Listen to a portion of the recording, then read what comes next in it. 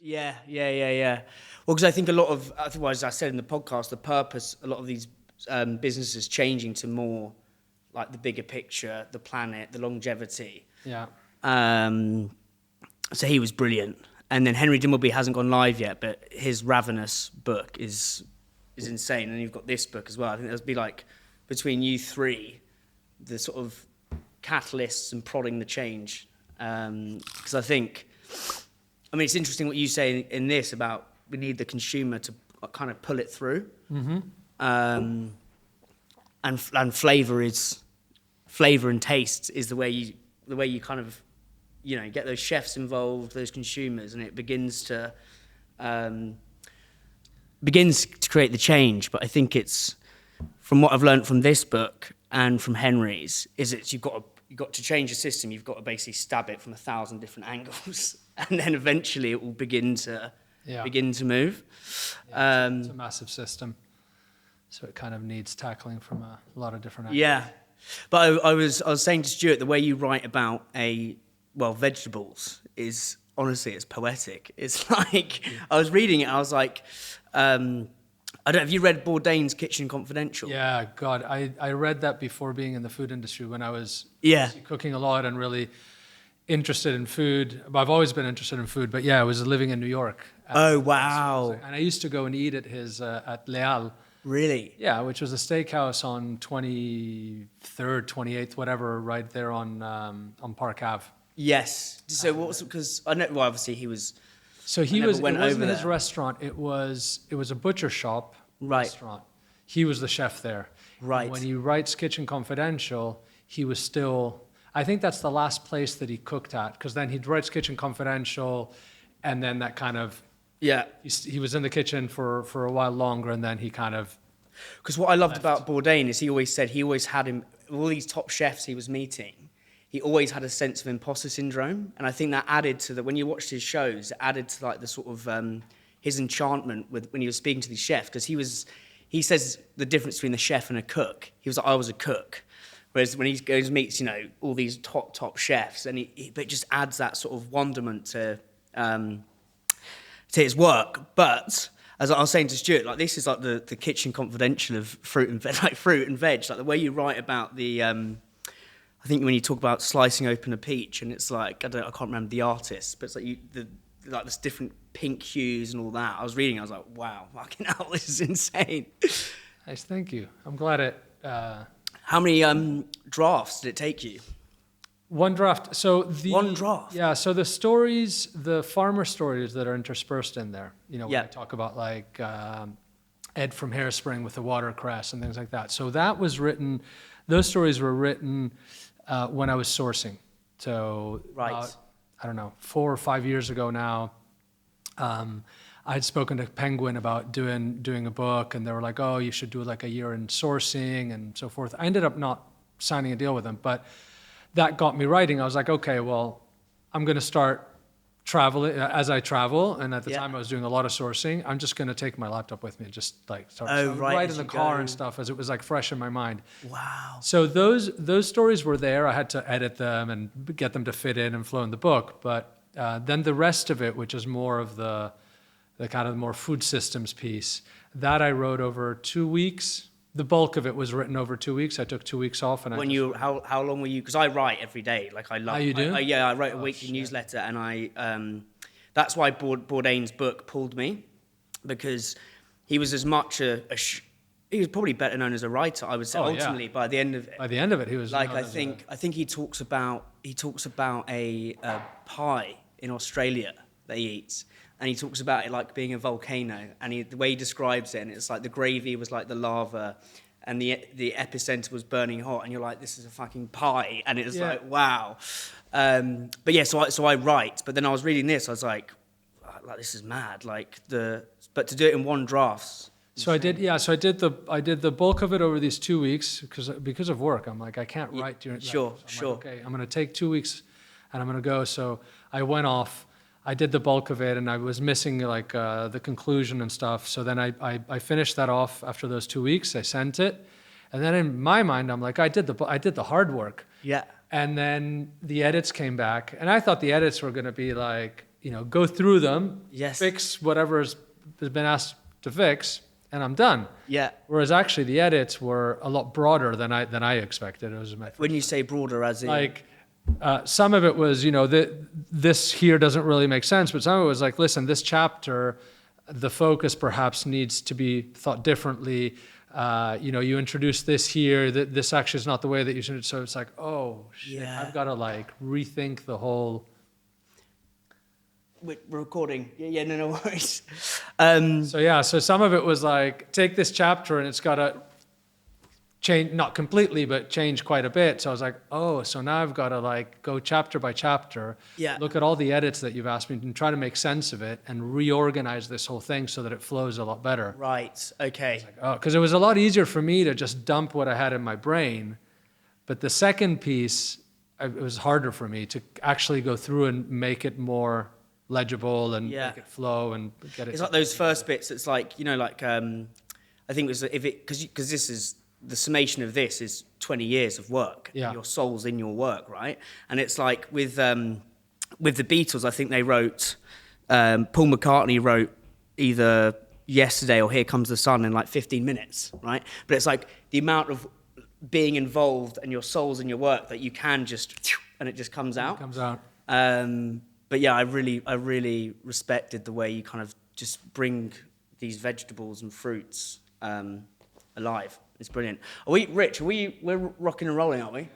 Oh, we're all good. So yeah, thanks for doing this. Amazing. Thanks for having us. Super relaxed conversation. We will just ebb and flow, and all the fun happens off piste.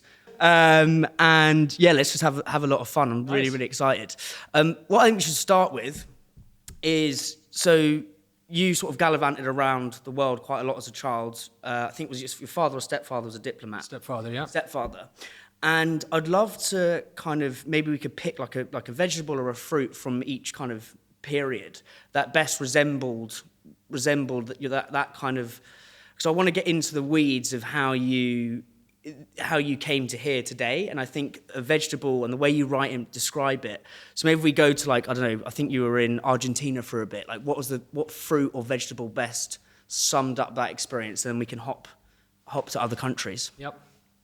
So yeah, go for any veg that you think is the right think fit. of the Netherlands. The Netherlands, the things that come to mind are like, I don't know if you know, but in Holland they eat bread with butter and sprinkles. What, as in like The kids do, yeah. candied, like The sprinkles that you put on, the colored sprinkles, or what they you put get on an ice cream van around here? Yeah. Wow. But they do commonly do it with sugar, and then so it's either sugar or sprinkles, and then sprinkles could be like just the chocolate ones or whatever, the brown ones, Sure. multicolored, whatever. It's like this thing, like sliced bread, butter, and sugar. And that was your time in Holland. That was I mean, that's one of the things I remember a lot of the sweet things from Holland. really. And how long were you in Holland for, and whereabouts? 2 years in Holland, in The Hague. Right. Yeah. And then from there you go to Egypt. No, sorry, Egypt and Holland. Egypt. Yeah, because what did you? I can't remember, but something you had in Egypt was Mangoes. mangoes. That's certainly the one that, like, Egypt is easy. Egypt, like, my brain goes to mangoes. Really? So what, to like paint the picture of Egypt, like as a kid, like what are you seeing? When are you trying these mangoes? Is it in a market stall? What are you doing with that at home? Like, add some color to that. Okay. So, the first time that I experienced mangoes was off a tree in Egypt. Right. And we were in the countryside. Mango was a massive thing there, and that's where my mom learned how to make mango chutney because Yes. of the abundance of mangoes, and it was just a thing that they did there. And there was probably an element of like English culture that fed through there with the mango chutney and so forth. How did the English culture get to Egypt? Oh, what, through like colonialism and stuff I like think that? through colonialism, or there was a lot of English influence there in terms of, in the early years, in the 60s and 70s, like there was a lot of, you could feel it. I mean, it might have come from India, but I think to me there seemed to be more of a connection with the mango chutney with England. She learned it from, my mom picked the recipe up from a woman who had been living in Egypt for quite some time. I think she was either French or English that had been there for quite some time. And then the second time was at a market. There's a market called Khan Khalili. I hope I'm pronouncing it correctly. Yeah. And the Khan Khalili market is quite crazy because there's like, I'm sure it's quite similar to when I was there in the 80s, but there were like live chickens. So you'd go and buy live chickens and they would just grab it, kill it there on site. It was just it's this madhouse of a market. Yes. Imagine. Whereabouts in Egypt was this? It was in Cairo. It's kind of in central Cairo. Yeah. It's a massive, massive market, which is not just food, but there are also like trinkets and all sorts of things. And I remember, seeing stalls full of like mangoes there. Really? Different colors, different shapes, like really, really incredible. And the fragrance of mangoes. And, all that fruit, especially back in the day in those markets, never saw refrigeration. Yeah. Because it's coming off of the farms onto trucks. Like that market wasn't refrigerated. Health and safety wasn't. Especially not there. So I just have this connection with Egypt and mangoes, and it was really the first time that I experienced tropical fruits in that way. Mm-hmm. Because before that, I had been in Argentina, where I grew up, where I was born, and then Italy. So Egypt, culturally, from a food perspective, was totally different to what I was used to. I was used to, in Argentina, really our food is Italian and Spanish influence. That's the core of it. So what sort of stuff were you kind of what was the memory from that period in Argentina? The memory from that period was it was a very European, because we have some very typical dishes that you eat in Argentina, particularly at home. One of them is steak, obviously. Sure. Very, very common to have steak with salad or vegetables. Another thing is milanesa, so veal Milanese, which obviously Italian, or I guess German with a schnitzel thing. So that's a massive thing for us. We eat that either on the plate or in sandwiches. Tortilla, so the Spanish potato and onion and egg tortilla, that is a super common dish at home. It's delicious. Yeah. Which if you go to like a typical Argentinian restaurant, you'll find tortilla on the menu. So these were all the kind of things that we'd had. Pasta was a big thing, but I wouldn't say pasta's very different to what you get in Italy. Yeah. But it's kind of its own thing. You get a lot of ravioli and filled pastas in Argentina. And you can still to this day go on the high street and find pasta shops, right, that were making fresh pasta. Really? Yeah. Yeah. Whereabouts in Argentina were you? Buenos Aires. Buenos Aires, yeah. You'd say the mango in Egypt was that's where you got your first real kind of connection to the fruit. To fruit, yeah. And describe that feeling, because as I say, you've dedicated your life's work to this. You've gone all in on this, like in that period where it does kind of infiltrate your soul. Like, talk me through what that was feeling like. I think it's a good way to put it. It did infiltrate my soul. It was the first time that I really saw the connection between smell and then actually the intensity and complexity of flavor. And then mangoes, because they are good mangoes, are really rich. Like they're complex and they're rich, and it's a flavor that stays with you. It's a flavor that stays kind of like citrus. It stays in your hands long after you've eaten it. So mangoes, first of all, it was this totally new flavor for me, right? Mm-hmm. Mangoes for me, I always had this vision of tropical fruits. I didn't know tropical fruits. What was the vision in your head like? It's just something, it made me think of summer. It made me think of sunshine. It made me think of kind of really crazy, interesting flavors that I obviously didn't know what they were, but in my mind, I thought that, when I heard about tropical fruits and I heard about passion fruits and mangoes and things like that, I just thought that they were these like otherworldly flavors. Yes. Right.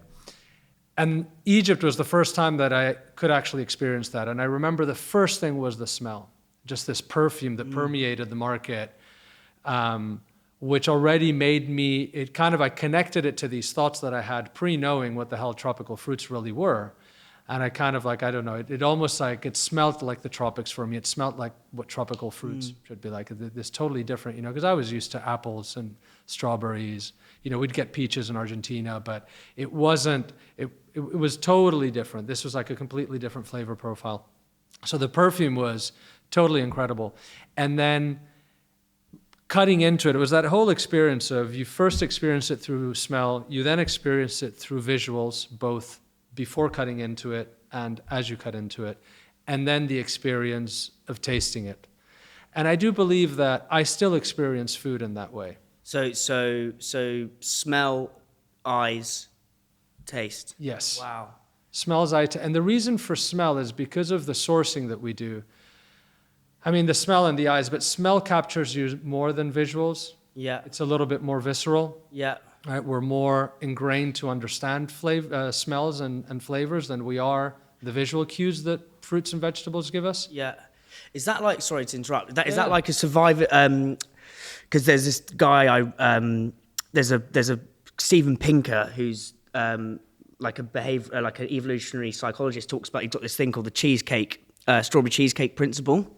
And it's basically from an adaptive perspective, to survive, we're pulled into the eyes with stuff that like is the colour. So the eyes go first, the smell, then the eyes. And it's like the reason we're so addicted to like cheesecake and stuff and all those sort of really indulgent and luxurious foods is from like literally from the Neanderthal sort of days, if I've said that right, is because it's going to help us survive. And I think what you're saying with the eye and then the smell then the eye is that. You know what I'm saying? It probably is. I'd never thought about it in those terms. Well, it's because in your book you talk about, you know, like the breast milk and junk food. Yep. You know that link? Yes. It was kind of, it's similar to that. He's basically saying like when we see these foods today in the bright colours, that it is, if you boil it right back down to like how does a human being survive, the eye and the smell is what pulls us into these things. So it's interesting linking that to what you're saying about the perfume, then the eye, then the taste. The actual taste. I think that it's got to be linked to survival. It has to be, because I mean anthropology really defines how we've developed as a society, and I think the way that flavor is connected to nutrition is a survival instinct. Right?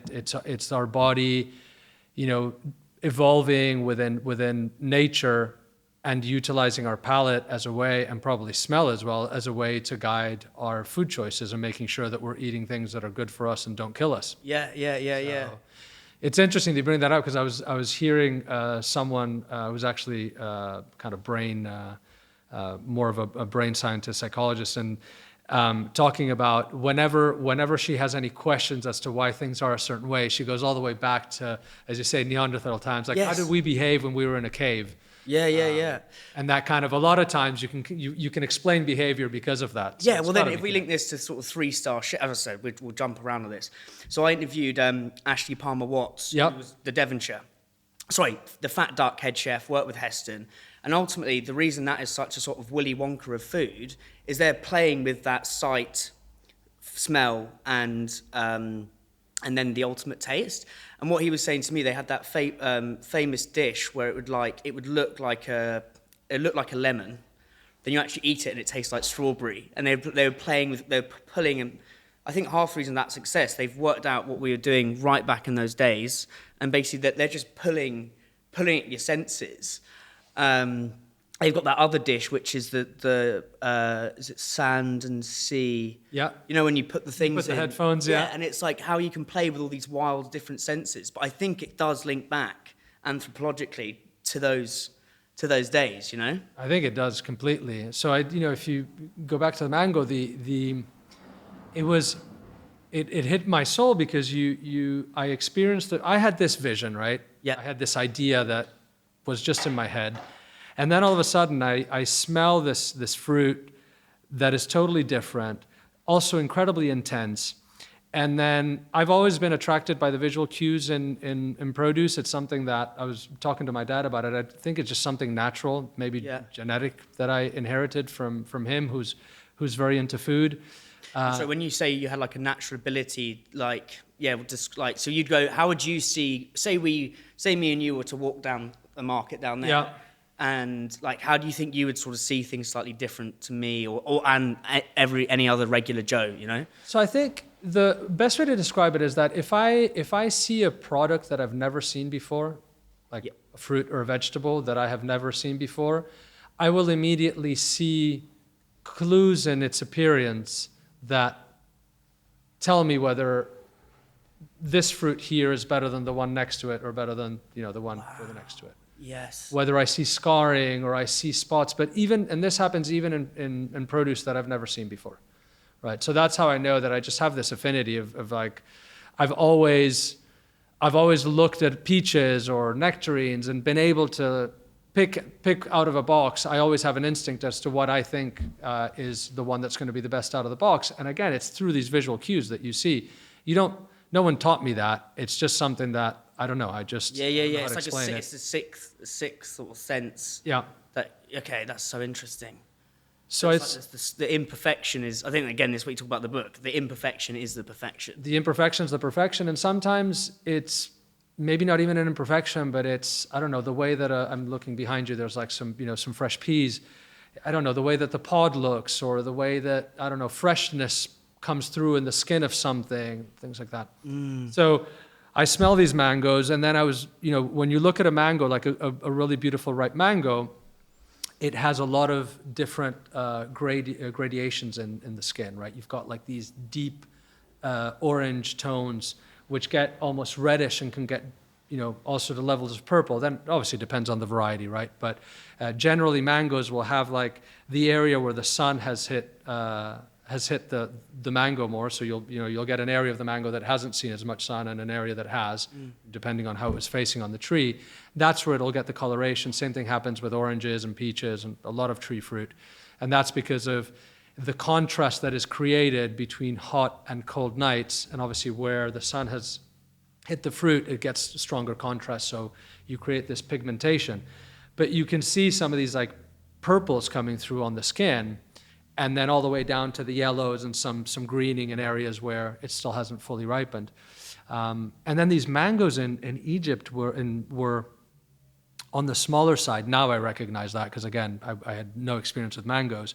On the smaller side, and when you cut through, you get this like, it's almost like that mango is alive, man. It's got like light shining inside. You get this deep orange, but that's like illuminated from the inside. It's like almost talking to you. And then tasting was like a mind-blowing experience. So that was the bit that was the sort of the planted, pardon the pun, the seed in you to be like, right, this is beginning to, this is going to be my life's work. What are the stages from that to like, because you going down the corporate route for a little bit. Like, how did you reverse out of that? Yeah, period? So I didn't realize that food was going to be my thing for a while. Right. I just, always enjoyed food, enjoyed eating. I remember, going with my mom and my stepdad and my brother. We were in Brussels on a weekend. And I would ask to go back to the same restaurant that we had gone to. My brother was a very fussy eater at the time. Oh, really? But I was like ordering fish. I was like, I don't know, 6, 7 years old, ordering fish, really loving it, and then asking to go back to this restaurant. So I was never obsessively into food. I just really enjoyed good food and stuff. I then go, fast forward, I do my high school in Argentina. I go to college in the US. And by then I'm cooking a lot. I'm cooking a lot for my friends, spending a lot of time of my spare time cooking, going to markets. What sort of stuff were you cooking? Like, what was it? I was cooking a lot of the things that I grew up with, either at home or, having lived in Italy and Egypt and Holland. I would cook a lot of pasta. I would cook gnocchis. I would make a lot of the foods that I grew up with. I would make milanesas. I would just, try and do like really fantastic, pasta with tomato sauce. That really took on. So when I moved to New York and I'm living on my own, I really got into cooking a lot more. As in in my spare time, I would cook. And I would cook on my own as well. I picked up a book from a guy called Jacques Pepin, which I mentioned in my book. Le technique. My pronunciation's crap. yeah. And it's like it's really beautiful. It's got pictures, right? So you've got all of these techniques. So it's like how to debone a chicken, how to roast a chicken. So it's a mixture of, technique and also recipes, right? So, but each one of them has these like 10, 15, 20 steps, all with a picture of him, like, I don't know, prepping an artichoke or deboning a chicken. And I went almost through the entire book, learning how to make meringue, how to a lot of things I had picked up from home, like how to make mayonnaise and whisk and all that. All of these kind of movements and motions I had picked up. But I learned a tremendous amount. And what it did is it got me out. I would go try to find ingredients. So I discovered Union Square Market. I would find interesting spice shops. So I was going around New York trying to find good food, cooking with it, really learning how to cook. And at the time, what I wanted to do was perfect the basics or perfect those iconic recipes. So to me, I was like, if I'm going to really learn how to cook, I need to make a perfect, spaghetti with tomato sauce. I need to make a perfect lasagna. And obviously doing stuff that I had grown up with, I need to make a perfect roast chicken. So I was trying to perfect all of these very classical recipes. And I think it was very good because it just elevated my cooking in terms of really understanding how to produce really good food. And I think with those recipes, the reason why except for, kind of the fat duck, there's not a lot of innovation that happens in gastronomy. There kind of is, but really at the heart of it, when it comes down to it, you're not going to improve on a spaghetti bolognese or a really good lasagna, because these are we've got 500 years of making these dishes, or 300 years of making these dishes. So it's hard that we're going to find flavor combinations that are going to trump tomato and mozzarella. There's a reason why that goes well together. And if you look at a lot of the food today, the really incredible food that you crave is really grounded on flavor combinations that make a tremendous amount of sense. And I actually think that a lot of the flavor combinations, that there's a nutritional element, going back to this anthropological, kind of how we're wired, that foods that you consume together, tomato and mozzarella is one of them, apparently there's something that happens within the body. And I don't know this for a fact, but there's some studies that have been done where we don't really understand why, but olive oil, mozzarella, and tomato, when consumed together, are actually really good for you. Really? Yeah. Yeah, because it's what's the book, the seminal book, Salt, Fat, Acid, Heat? Have you read that? Yeah. And it's basically, you put, those are sort of your principles, you get those right, and there's an element that you will create a dish, and it's kind of, as you said, for 500 years, unless you're the fat duck. But I mean, that's a bit of an anomaly in the grand scheme of things. But yeah, I think you're right. It boils back to these sort of just core principles that if you get right, you're going to create a massive dish, a great dish. I don't know if you know this, but what is the history of restaurants? When did that? Because I think you said about 500 years ago they started, but I'd love to know when did restaurants start? Because they weren't around again, I'm asking dumb questions here, but King Henry VIII wasn't doing restaurants, right? That was massive banquets and stuff. Do you know when the genesis of restaurants? I don't know very well. I know it started, as far as I know, I hope I get it right, it started in France. Okay. And what I do know is that restaurant comes from rest stop, not in English, but in French, rest stop. Yeah, so it was a way when we used to travel, and we couldn't get on a flight, and you actually, it took you a long time to get from one destination to another. You needed these rest stops. So that's why I think they also had rooms in them. So that is where the restaurant started. And I don't know if it's 400 or 500 years ago, but that's why I always say that even though we've got the restaurant industry is going through a very difficult time at the moment with everything that's happened since COVID, restaurants are just part of who we are, right? Yes. It's just been around for so long that the restaurant industry is always going to be there. It's always going to thrive. Yeah, well, that's why I liked it. But because there's a lot of doom and gloom, but I think what I liked from your book is you do say that, as it's if we zoom out, not 10 years, 15 years, not even 50 years, 100 years, it's going to be a timeless thing. Obviously, there's going to be a lot of casualties in the next couple of years. But timelessly, we need to eat, and there's something convivial about a restaurant, and it's kind of a, I think they are basically, sitting around the fire back in the Neanderthal times. The restaurant is essentially that, where you come together and you sit around. That is part of the human condition. So they won't go away. No, I'd always wondered where they came from. Yeah, it was from the traveling. So yeah, so in New York, I ended up, I went to business school, and back in the day when, I don't know, in business school, what you did is you either went to consulting or work in investment banking. So I ended up going to New York and working at Merrill Lynch, doing the cooking that I was telling you, and that's what I enjoyed. But it took me, I always wanted to be an entrepreneur, do something on my own. That came from I think it came from my grandfather, who was an entrepreneur himself. What did he do? He was in the leather industry. So he fled, my grandmother and my grandfather on my mom's side fled Germany because they were Jewish. They left on one of the last boats that freely left Germany. Wow. They end up in Argentina.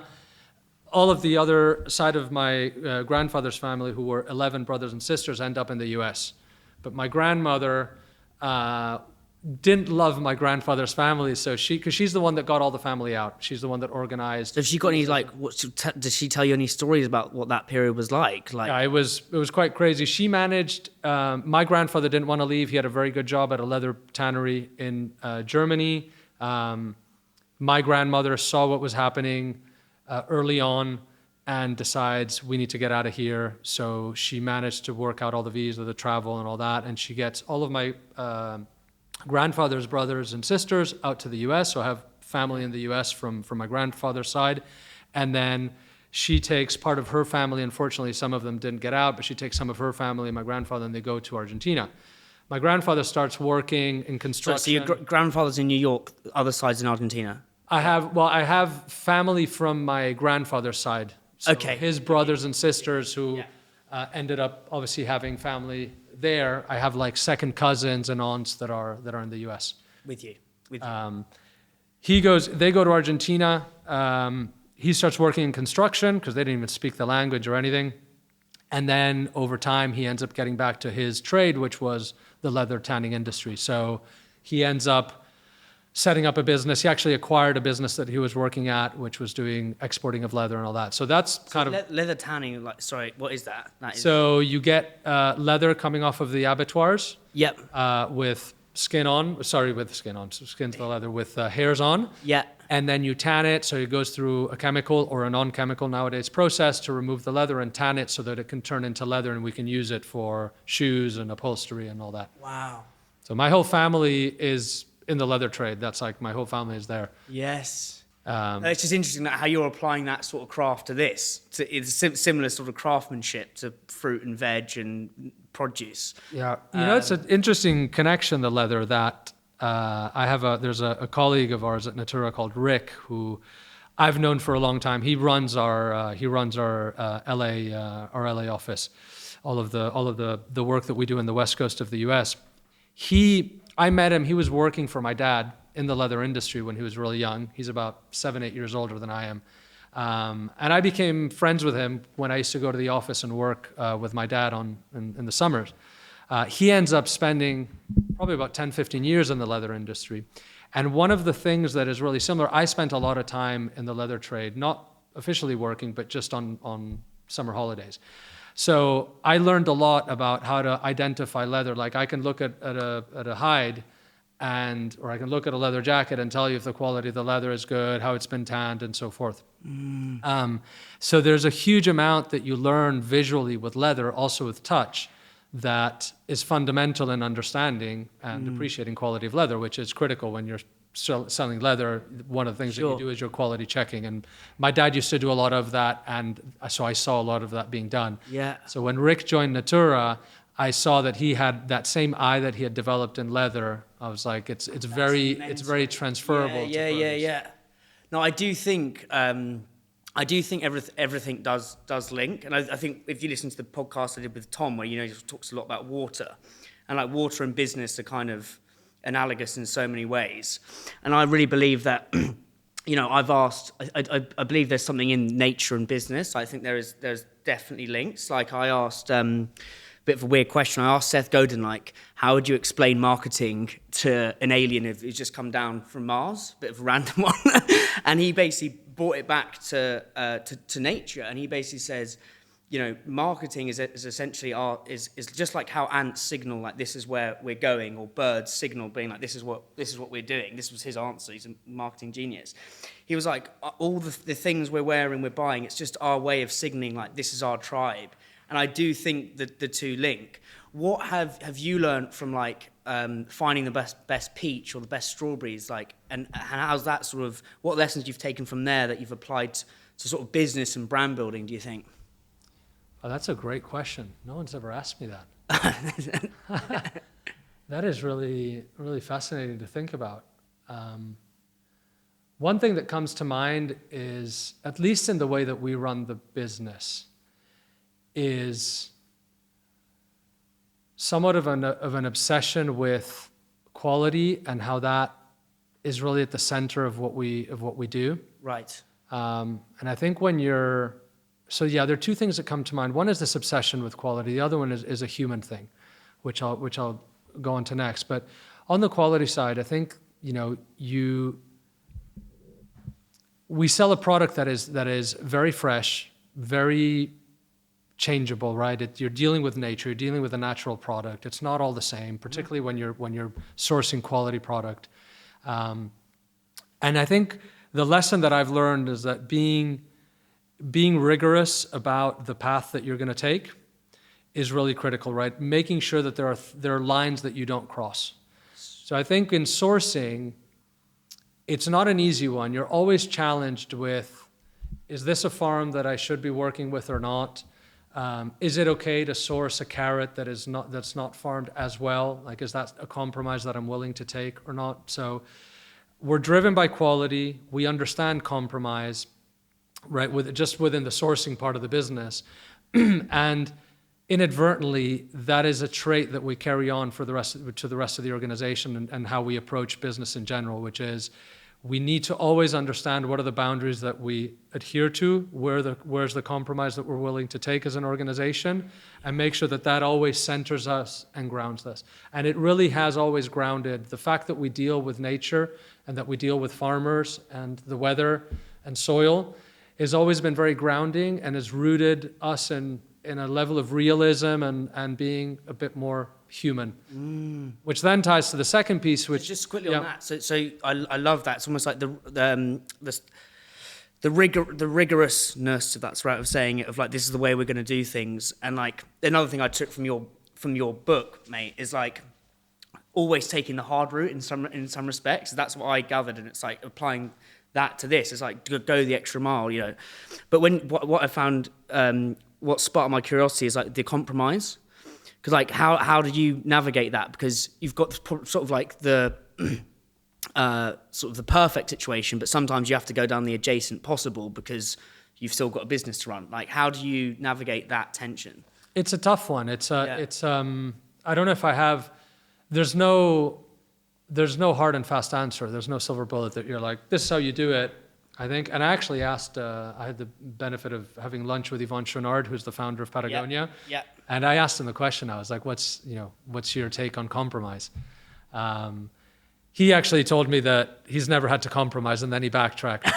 Yeah. He was like, the good thing is that I've never compromised. I think in one way he hasn't. He was looking at it from, I've always done what I felt was right, right or wrong. He never had outside investors, and he was always able to just do what he felt was the right thing to do for Patagonia. But he then did say, compromise is important, and you need to find that balance, right? You need to figure out what are the things that you're willing to do and not do. Is there an example where you've had to compromise? Yeah, I mean, the fact that we sell a range of industrially farmed produce, like, industrial carrots and onions, the reason why we do that is because it makes the economic model work a hell of a lot better. So the way that we rationalize that compromise is to say, okay, we're selling a product that we're not proud of. We're selling a product that, you could argue is not moving the food system in the right direction. It's part of the problem of the food system. But there are a number of positives that come out of it within a company like Natoora. And I say within a company like Natoora because it then all depends what you do with that positive economic outcome. What we do is we reinvest that into the farm fund. We reinvest that into farms that we work with, that we support their ability to scale. So all of the resources that benefit from this more efficient economic model, right, where we make more money by virtue that we provide a better service to restaurants, which are also buying the industrially farmed carrots and onions, we then choose to divert that money to further the improvement of the food system. The other thing that it does is it builds volume in a range of product, right, that we can then go and improve the sourcing on. So if I buy a truckload of onions a week, right, I have the volume then to go back into my supply chain and say, okay, how can I improve the sourcing of these onions so that they don't continue to come from this industrially farmed system that we don't even know who's farming them, right? With a lot of, negative inputs into the farming. So we build the volume up, and we have examples of that. We've done it with leeks, with a farm called Lincroft in the north of England. So all of our leeks now come from his farm. They're directly sourced, and they're farmed organically. Yeah. It's larger scale organic, but it's 1,000,000 times better than leeks that we can find on the market. We wouldn't have been able to do that if we had zero basic leek business, right? Zero commodity leek business, and we just went to Lincroft and said, hey, like, we think that we can sell a truckload of these leeks, but we don't have the volume yet. It wouldn't work. So that's why as an organization, if you're seeking the right outcomes, you can take this compromise to really move the food, in our case, move the food system forward faster, but then utilize the benefits, the positive outcomes of that elsewhere to actually further the kind of work that you do. A company that wouldn't care about it would take the extra money they make out of the commodity product and continue buying in the same way, or find a cheaper alternative for that product. No, it's like going for I think this is what Rory Sutherland taught me. It's like you want the theoretical perfect, but 9 times out of 10, you're going to have to go for the adjacent possible. And as long as you're re-putting that back into the bigger picture, then that's how change happens. So looping this back, so we were talking about human nature and business, and you said the first thing is the rigorousness. Being in nature gives you sort of like a humanness to the way you do things. But then you said there was a second thing, which is that I learned, it took me a while to realize it, that one of the ways that we achieve great flavor as Natoora is not purely by finding the product and carefully bringing it into our warehouses and then out to customers. But that's all fundamentally important. But I realized that it was actually the human connections across the supply chain that really drive flavor. So I started to really understand the importance of humanity within the supply chain and the value of those human relationships and how fundamental they are. And that, I think, is something that is really important in any business, is to value the human connections, is to value the human relationships and how critical they are to the success of an organization, whether it's the building of culture within a company, which is really what allows you to thrive. It's the suppliers you work with, it's your customers, and it's just generally, again, grounding you. It's like this, the fact that you can, but the fact that selling beautiful peaches year-round is not an option, well, likewise, and that grounds you, right? It slows you down in a way. Well, building human relationships also slows you down. Right? So whilst we have great ambition and want to grow, and we want to grow quickly and grow as much as we can, and we have this healthy ambition that we want to deliver a lot of impact and work with more farms around the world, we are very grounded by nature and by the fact that we are very human, and we need to first and foremost build really solid and healthy human relationships across the whole ecosystem and the whole community that we build in each one of the regions. Because again, I ask all these questions selfishly, so I'm like at the minute a bit neurotic about growth. Like I'm like wanting everything to grow, like constantly checking, like is it growing? And it's like, fucking hell, mate, just chill out a little bit. But I think there's what have you learned about going slow? Because you've been doing this 20 years? 20 years. Yeah, like I think there's definitely something to be said for like endurance. In business, to be around for 20 years. Like, what have you learned about going slow and actually endurance, and also keeping the joy in the work? Because I think an obsession with growth can actually take all the joy out of what you're trying to do. You're kind of it muddles your day-to-day sort of being, if that makes sense. Yeah, it definitely can. It definitely muddles, and it can get in the way, and it can very quickly get into an unhealthy obsession for growth. Yeah. I think I've learned, my grandfather, I remember him telling me that you need to do something for a long time to get good at it. And that wasn't my thinking when I was younger, so before Natoora. And even at Natoora, I remember vividly, we were still in Battersea at the time, so it was, I don't know, 3, 4, 5 years in, and we had done quite a bit with Natoora by then. I certainly felt You Covent Garden Market, were you near there? right next door to it. Oh, where? It used to be in front of the Cats and Dogs Home, the Battersea Cats and Dogs Home. Okay, yeah. Industrial estate, which I think has been torn down now. It was called the Havelock Industrial Estate. Yeah, do you know Harvey and Brockless, the cheese? Yeah. I used to be a delivery man for them. Okay. So I spent all my time around that. Yeah. Yeah, so sorry, your grandfather taught you. So he said, you've got at least 10 years. And I, as a much younger individual at the time, I kind of get bored. I get bored of stuff very easily. So, every 2-3 years, you're like, in fairness, I stayed 4 years at my first job, almost 5 years at Merrill Lynch. So it wasn't that I was jumping around, but when I was at Natoora, 4 or 5 years in, we were still not profitable. And I don't know, I got to a point where I was like, maybe I should go do something else. I'm kind of getting tired of this.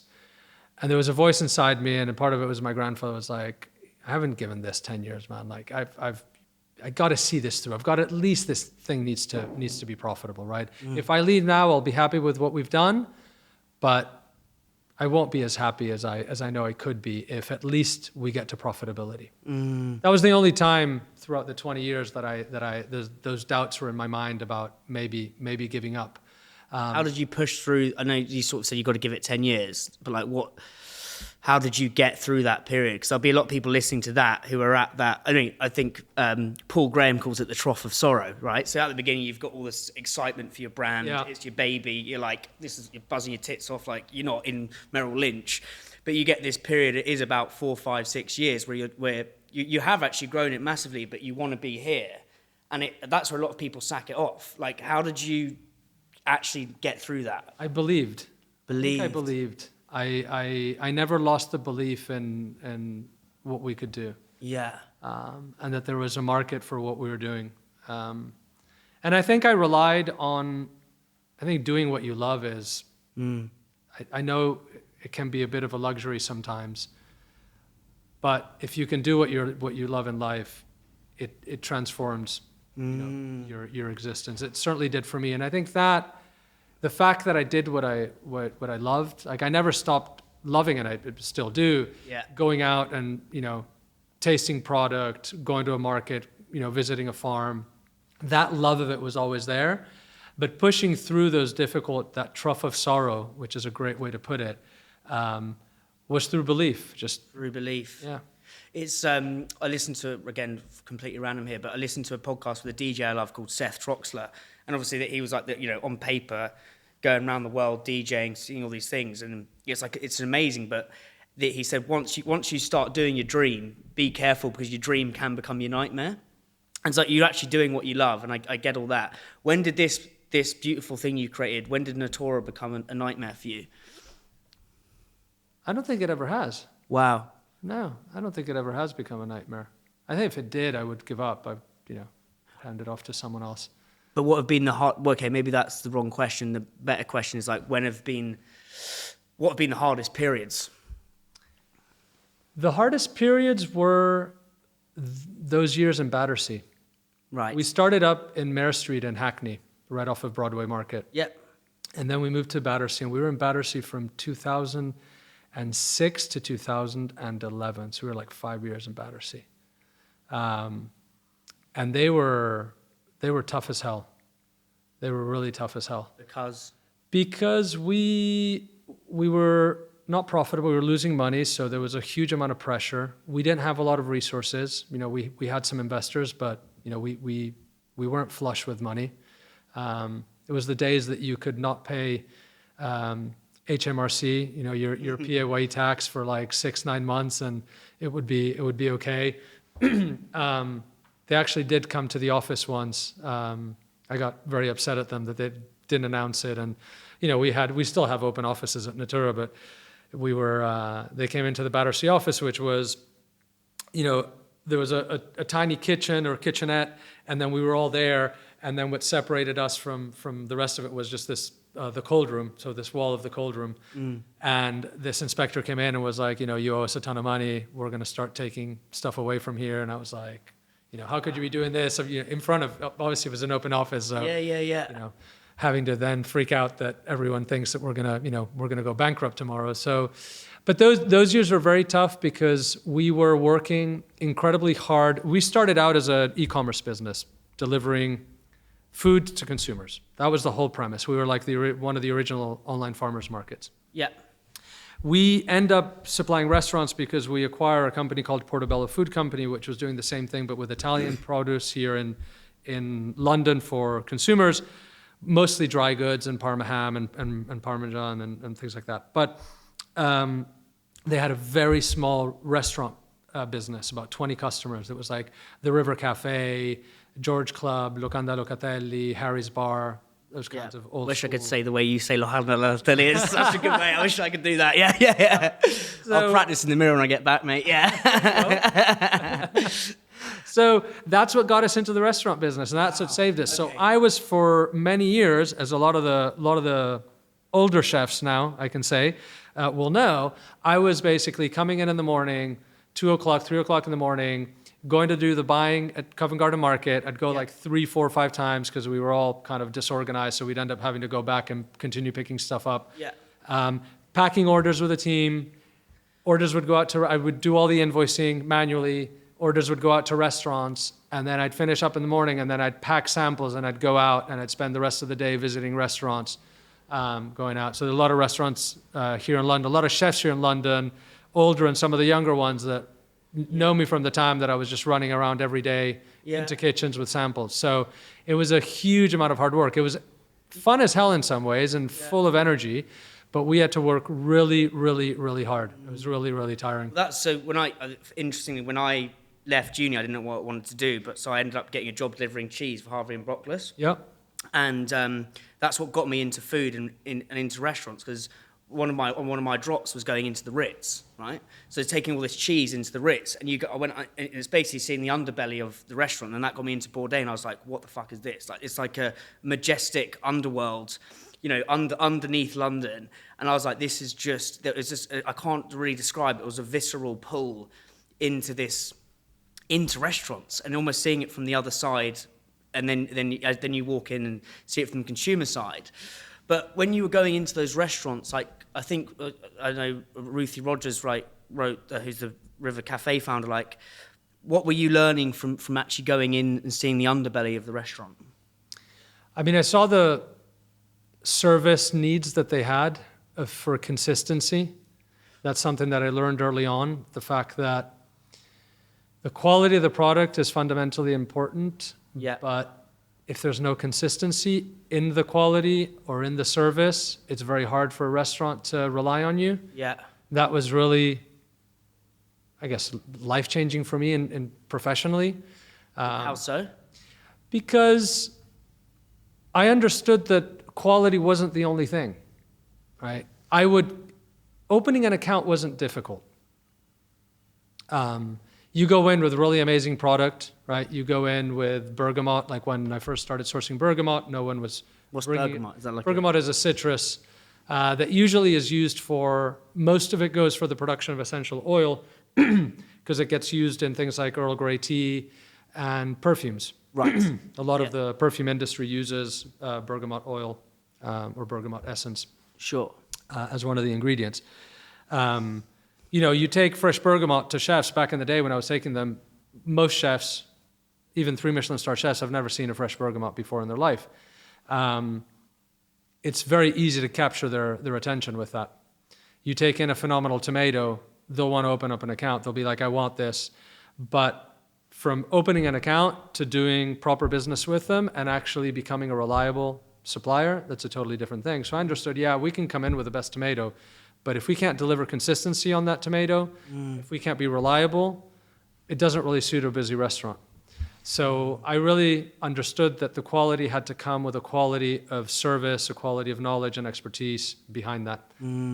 That's what really stood out. Like, because one of the things I wanted to ask you is like, what's almost like your la technique, if that's the best way of saying it, of business lessons, like almost like and one could be like just consistency of quality, because I think consistency is true, and no matter what you want to do, you've got to be consistent. Yeah.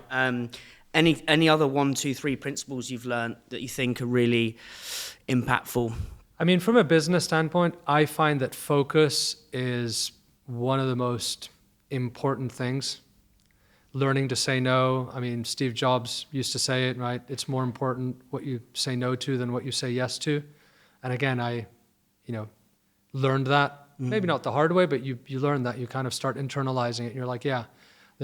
How did you learn that the hard way? Well, because so I'll give you one good example. Early on, you tend to say yes to everything because you're trying to grow the business, right? So if a customer asks you for something, your tendency is to say yes. On top of it, we work in a service industry, right? Hospitality is all about service. So service is ingrained in what we do across the industry. So as a produce supplier, whether you're selling whatever, fruit and veg, meat, dairy, you need to provide a high level of service. You're dealing with chefs that are in a very busy environment, a very stressful environment, and if you can solve their problems, you do. So that's where second deliveries come in, and that's why there's a high level of service that is provided to restaurants on the part of suppliers. And there was a restaurant that said, "Hey, listen, can you bring this pasta for me in? I'm going to buy it." Right? So yes, we bring in a pallet of pasta. For us at the time, we were losing money. Small business, we were doing maybe 30, 40 orders a day. We bring in a pallet of pasta. Lo and behold, he buys 10% of it. Oh, God. And stops ordering it. Yeah. And we're stuck with a pallet of pasta that we brought in from Italy for the chef who said that he was going to buy it from us. And if you're doing it because you think, well, that's going to put me in his good books. I'm going to get more business out of it. So you end up with a pallet. You end up with money tied up that you've had to pay for that pasta. You have no one to sell it to. It's taking up space in your warehouse. And you're thinking, why the fuck did I say yes to this? Right? Yeah. So you say yes to a lot of things. You say yes to a lot of special requests. And it's finding that balance, right? The compromise, right? You try to aim for the middle. You get that 9 out of 10, but you learn to say no. You learn to say no to customers. If you're a challenger brand that's absolutely killing it in D2C, but you're struggling to crack retail, then you've got to listen to this. Maybe you've got an Ocado listing, maybe you've got a Whole Foods listing, maybe you're absolutely killing it in Selfridges, maybe you're absolutely killing it in your farm shop and your indies. But my friends, making the leap, crossing El Chasm, crossing El Rubicon to grocery retail is not easy. It's the Champions League of FMCG. It's super hard. It means playing at a higher level, and that's where so many amazing brands sadly stumble. Look, retailers want stories backed by data, not dreams and a pretty pitch deck. And let's be real, supermarkets are not just going to magically make a space for you and your little brand. They need data. Something's got to go for you to get in, for you to get on shelf. And that is why I've got to tell you about North Star. They are the team that's helping purpose-led FMCG brands go from gut instinct dreams to unstoppable pitch decks that actually unlock retailers. North Star are not like another data company that force feed you data like foie gras, that act like a NASA space mission. It's super simple to use. Their team are amazing and they actually get the challenger mindset. North Star are your shortcut to smarter decisions, stronger pitches and investor confidence, all built specifically for challenger brands like yours. You don't need a massive sales team, you need North Star. Link in the show notes. Click that link and you'll be able to book a free demo with North Star. Highly recommend that, and thank me later. What's the hardest big opportunity you've said no? Because I think distractions masquerade as opportunities. And that's one thing I've been, one of my follies is basically saying yes to everything. And then before I know it, I'm trying to, build something completely different that isn't it. So it's, again, I think focus is a definitely la technique principle of business, if you want to call it that. But what's the hardest big opportunity have you said no to? The toughest one was, I don't know if I should name, it's a competitor of ours that no longer exists. I think most people will know who it was. It was our main competitor. It was MASH. It's fine. They were our main competitor. They were here before us, and we had long conversations about merging the two businesses, about acquiring them. It was incredibly exciting, but ultimately we ended up saying no. Because we felt that we would lose the state that the business was in, and this was during, we had conversations before COVID, and then we had another lengthy round of conversations right when COVID hit. And we felt that if we did it, we would lose a tremendous amount of focus in trying to integrate this business that by then was not in a great state. It was a very difficult decision to take because at the time you're thinking, well, listen, we put Natoora and Mash together, you're putting the two top quality produce distributors in London together, what we could do as a joint organization in terms of supply chain and the network of farms that we could quickly build up and so forth. But ultimately it was probably the right decision, but it was a very, very tough decision to say no. What would you say for anyone who's going through a hard decision right now? Because it's like it's an excitement with founders is it's their greatest strength, but their Achilles heel at the same time in my regard. But like, what have you learned about saying no? Like, what's the art of getting to those decisions? Because that is so hard. I think you're totally right. As a founder and as an entrepreneur, your tendency is to want to say yes. Your tendency is to want to do stuff because it's exciting. I mean, it's challenging. Like that's kind of why we do what we do, right? It's because you want to take on challenge. You want to do difficult things. You want to do things that are exciting. So I think the art to it is spending enough time beforehand, not that you kind of do it before a decision, but if you have real clarity as to what your current focus is and what you're aiming to do over the next 12 to 24 months, that clarity and that focus that you build, that rigor that you build, is what is that grounding force. It's similar to what we were talking about, how nature grounds you. That is what grounds you to be able to counter your enthusiasm and excitement and your kind of instinct of wanting to do these things with saying, okay, let me try and look at this rationally. Let me try and put some data onto this decision. Sure. Yes. Right. It's like the pre-work is almost like watering the roots, so that when the winds of distraction, excitement come, you're like, I ain't fucking moving. But that's because that's where you can see. You can. It's one thing to say, hey, we opened up a bakery, right? Does opening up a flour mill and bakery make sense or not, right? If you kind of know where you're going, but you're like, hey, we're doing a bunch of stuff and we're going this direction, like it all makes good. A lot of these things can make good sense. Should we open up a restaurant? The amount of times that we've thought about opening up a restaurant and that people have said, hey, have you ever thought about opening up a restaurant? Yeah, of course we have. We've got all the, we have all the food and stuff available, but that one we haven't done yet. So it's very easy to get lost. But if you say, hey, should we open up a flour mill and bakery, as we've done, you can then root it back and say, okay, what is our plan? What do we set out to do over the next 2 years? What have we said our focus is? Well, we've said that our focus is going to be going in this direction, really leaning into these parts of the business, investing in this, making sure that, that our data and analytics and business insights are a lot better than they are today before we actually, move into this other direction. Then you can say, okay, does the flour mill make sense now? And maybe you're like, it's super exciting. The grain sourcing is very cool, but now is not the time for us to do this as much as we'd love to do it. Right? So that to me is the art to it, is making sure that you've got a really solid and clear path. Also, that solid and clear path is what allows the organization to commit all of its resources, and by that I mean all of the individuals that are in the organization, going in the same direction, right? If everyone's rowing in the same direction, you're going to get there a lot faster. So you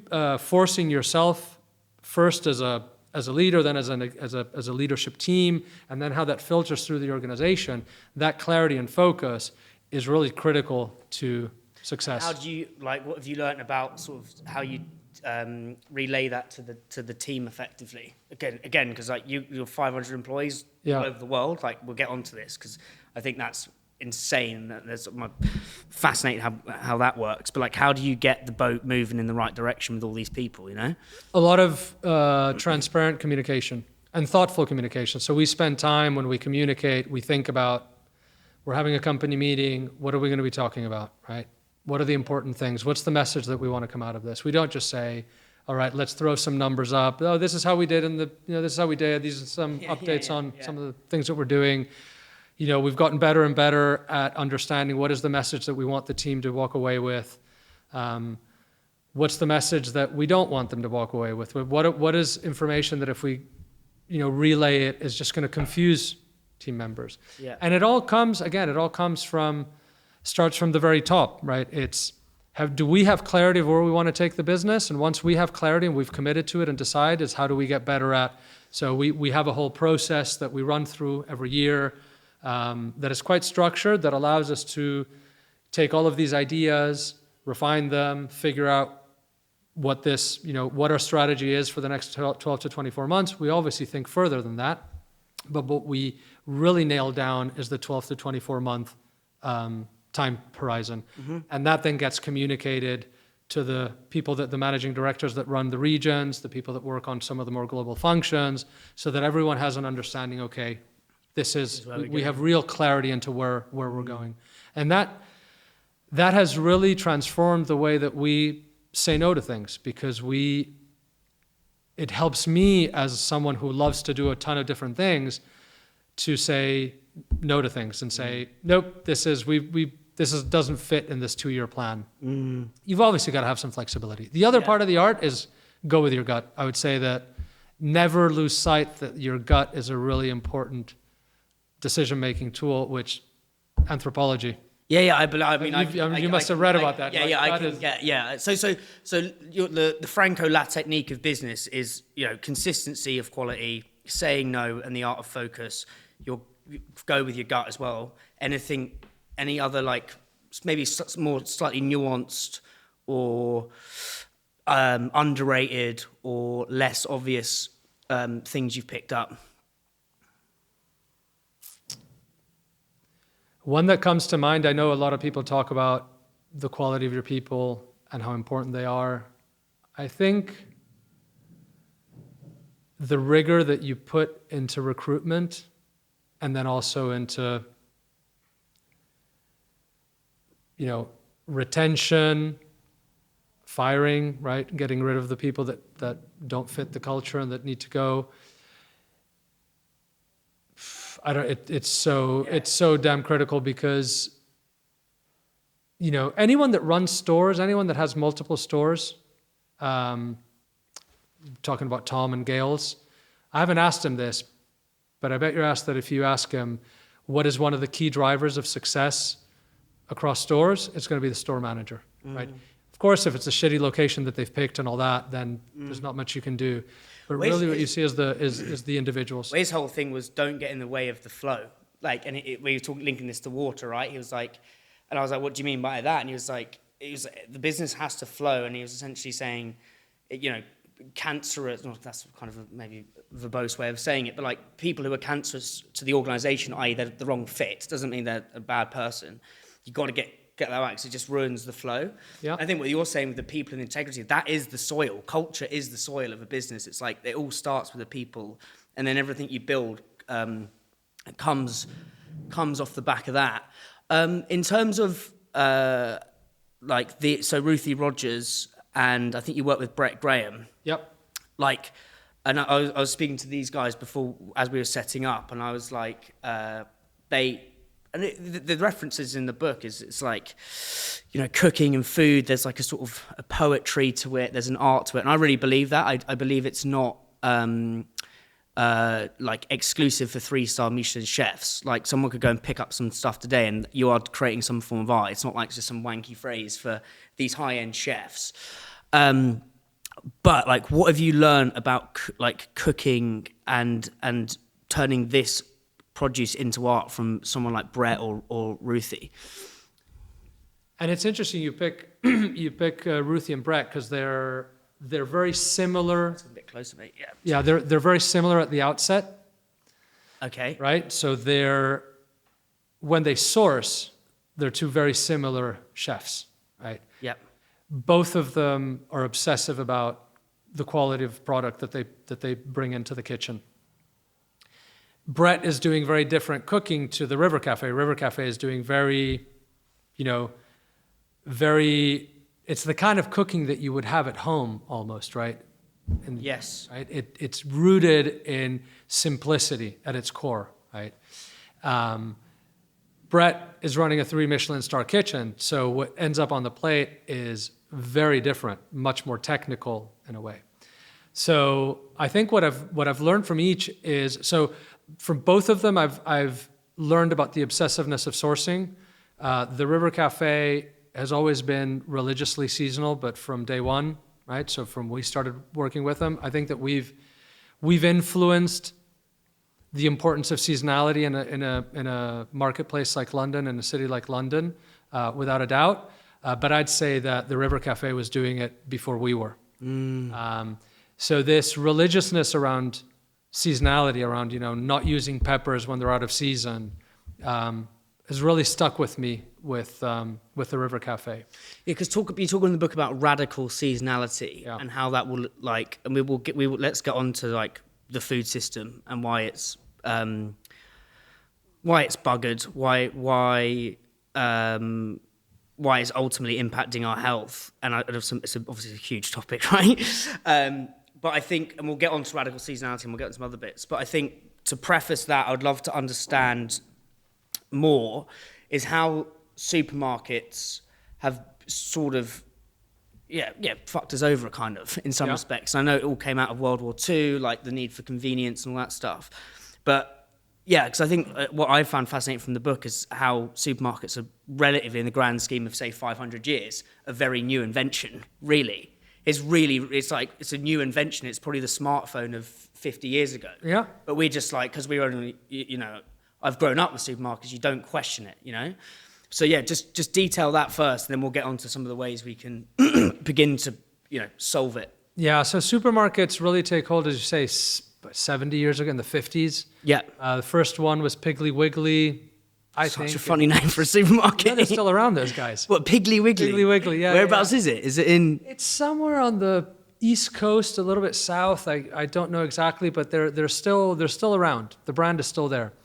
So that started in 1913 or 1916, something like that. It was the first time that, you used to go the supermarket wasn't a supermarket back then, but you used to go buy your food and you'd ask the gentleman who ran the store, owned the store, and they would serve you. Mm-hmm. So Piggly Wiggly was the first one to say, we're going to do self-service. Right? You go in and you pick your own food. Yeah. So supermarkets then really take hold in the 50s. That's when supermarket culture as we know it, that's the beginning of it. And what happens with supermarkets is that they take advantage of our inbuilt habits, psychology, the way that we behave, the way that we, consume. Habits were changing. Let's go into the habits bit, because I think we've reverse the habits to make the change. But so World War II happens. Women go out into the workforce. They come back, and by then things had changed. Right, you start getting a lot more two-income households, where both man and woman are going out into the workforce. That means less time to cook. That means that convenience starts becoming a habit, right? Or a desire, a need, whatever you want to call it. Right? Convenience starts becoming interesting with less time to cook. Some of the cooking and culture, and obviously this happens in the US where it's a little bit like the UK. Gastronomy has never been as ingrained as it has been in a culture like the Italian or the Japanese. So we lose the cooking at home, start losing a lot of that. We want convenience, and pricing becomes much more important, pricing and choice. So the supermarkets latch onto this and say, okay, if I can build a shop that has more range, where I can also provide convenience to some of the food that I sell, I can make it accessible by making it affordable and pushing down prices. It's going to connect with consumers, and it did. So our shopping went from going to independent stores into supermarkets because they provided the range, the price, the convenience. Mm-hmm. So you fast forward to the 80s, the 90s, our shopping becomes, we go once a week to the supermarket, buy what we need. We drive, and particularly in the US, you drive, park your car, buy your groceries, drive back home. And that is the way that we shop today. Mm-hmm. You either walk to the supermarket if you're in the city, or you drive to the supermarket and load up your car and you usually go once a week. Now things are changing a little bit, but essentially that's the habit that was formed. But I say the supermarkets, not just the supermarkets, but also what happened with a lot of the chemical industry that in the post-war period divert their manufacturing capacity to, one, chemical farming, and two, the manufacturing of food additives. We get into this industrialization of food where we start producing food, again, because it provides convenience, so you can get, biscuits. You don't have to bake your own cookies for your kids. You can just buy a pack. So industries start shifting, and supermarkets and industry, they didn't collude, but they work together to say, hey, how do we develop a system where you guys are manufacturing food? We're going to promote this manufactured food that's convenience at the forefront. And then our diets start to change. We start moving into these ultra-processed foods. So you end up in a system where we consume a lot of processed foods. So it could be cookies, cereals, ready meals, right? And you do that in a supermarket environment that is pushing you to shop from the center of the supermarket, so the non-fresh, rather than the perimeter, which is where you tend to find the meat and fish counters and produce. That then led into how that fed through to the consumption of produce, the lack of seasonality in produce, and again pushing habits and convenience. So you have blueberries year-round, strawberries year-round. Do you think, again, looking at this through sort of an anthropological humanity lens, do you think the supermarkets are incentive for greed? What's the human sort of incentive with that? Is it greed? How do we get to this fucked up situation? Is it our desire for people at the top who want to their self-interests? Because I think it's kind of unintended consequences. From that angle. Not from the nefarious CEO angle. I don't mean like that. I mean almost zooming out and seeing is our desire for progress also our Achilles heel? Does that make sense? Yeah. Or what's your take on it? I think so one angle is the consumer angle, right? Why did consumers accept it? And I think the evolutionary answer to that is we like convenience. Yeah. Right? Don't want to walk too far from the fire to get your berries. Exactly. Yeah, you will, if you can avoid walking upstairs, you will, right? Yeah. So, great, right? I don't need to cook, or I can get a packet of biscuits, right? I can go to the supermarket and do my shop all in one go rather than going into 5 stores. Fantastic, right? You've given consumers something that it's just like the bliss factor, like chocolate, right? It hits those trigger points. So yeah, we'll eat a bag of Doritos in one go. So one evolutionary element is the desire for convenience. And I think the other one is the fact that we need to eat to survive. And we are naturally inclined to eat and store calories. So if I can engineer food that you're going to eat more of, which is exactly what happened, I'm going to eat more of it because, that's how we've been designed to evolve. It's adaptive, really. It's adaptive, if you're being a bit of a fat fuck back in the Neanderthal day, I can't say it, days was very advantageous, right? But it's just now it's fucked because it's interesting how you're saying the incentives from the consumer angle. What about the incentives from the business? From the business, what does that tell us about human nature? Is that our desire for? Again, I think it probably boils down to protection, really. Ultimately, protection of self, not of others. I think it's the capitalist system, right? As you said, maybe I don't know. You maybe can call it greed. I don't necessarily call it greed. I think there's if you think of Sam Walton, I don't think he was greedy. I think he was an entrepreneur. For listeners, he was Walmart founder. Yeah, exactly. He was the Walmart founder.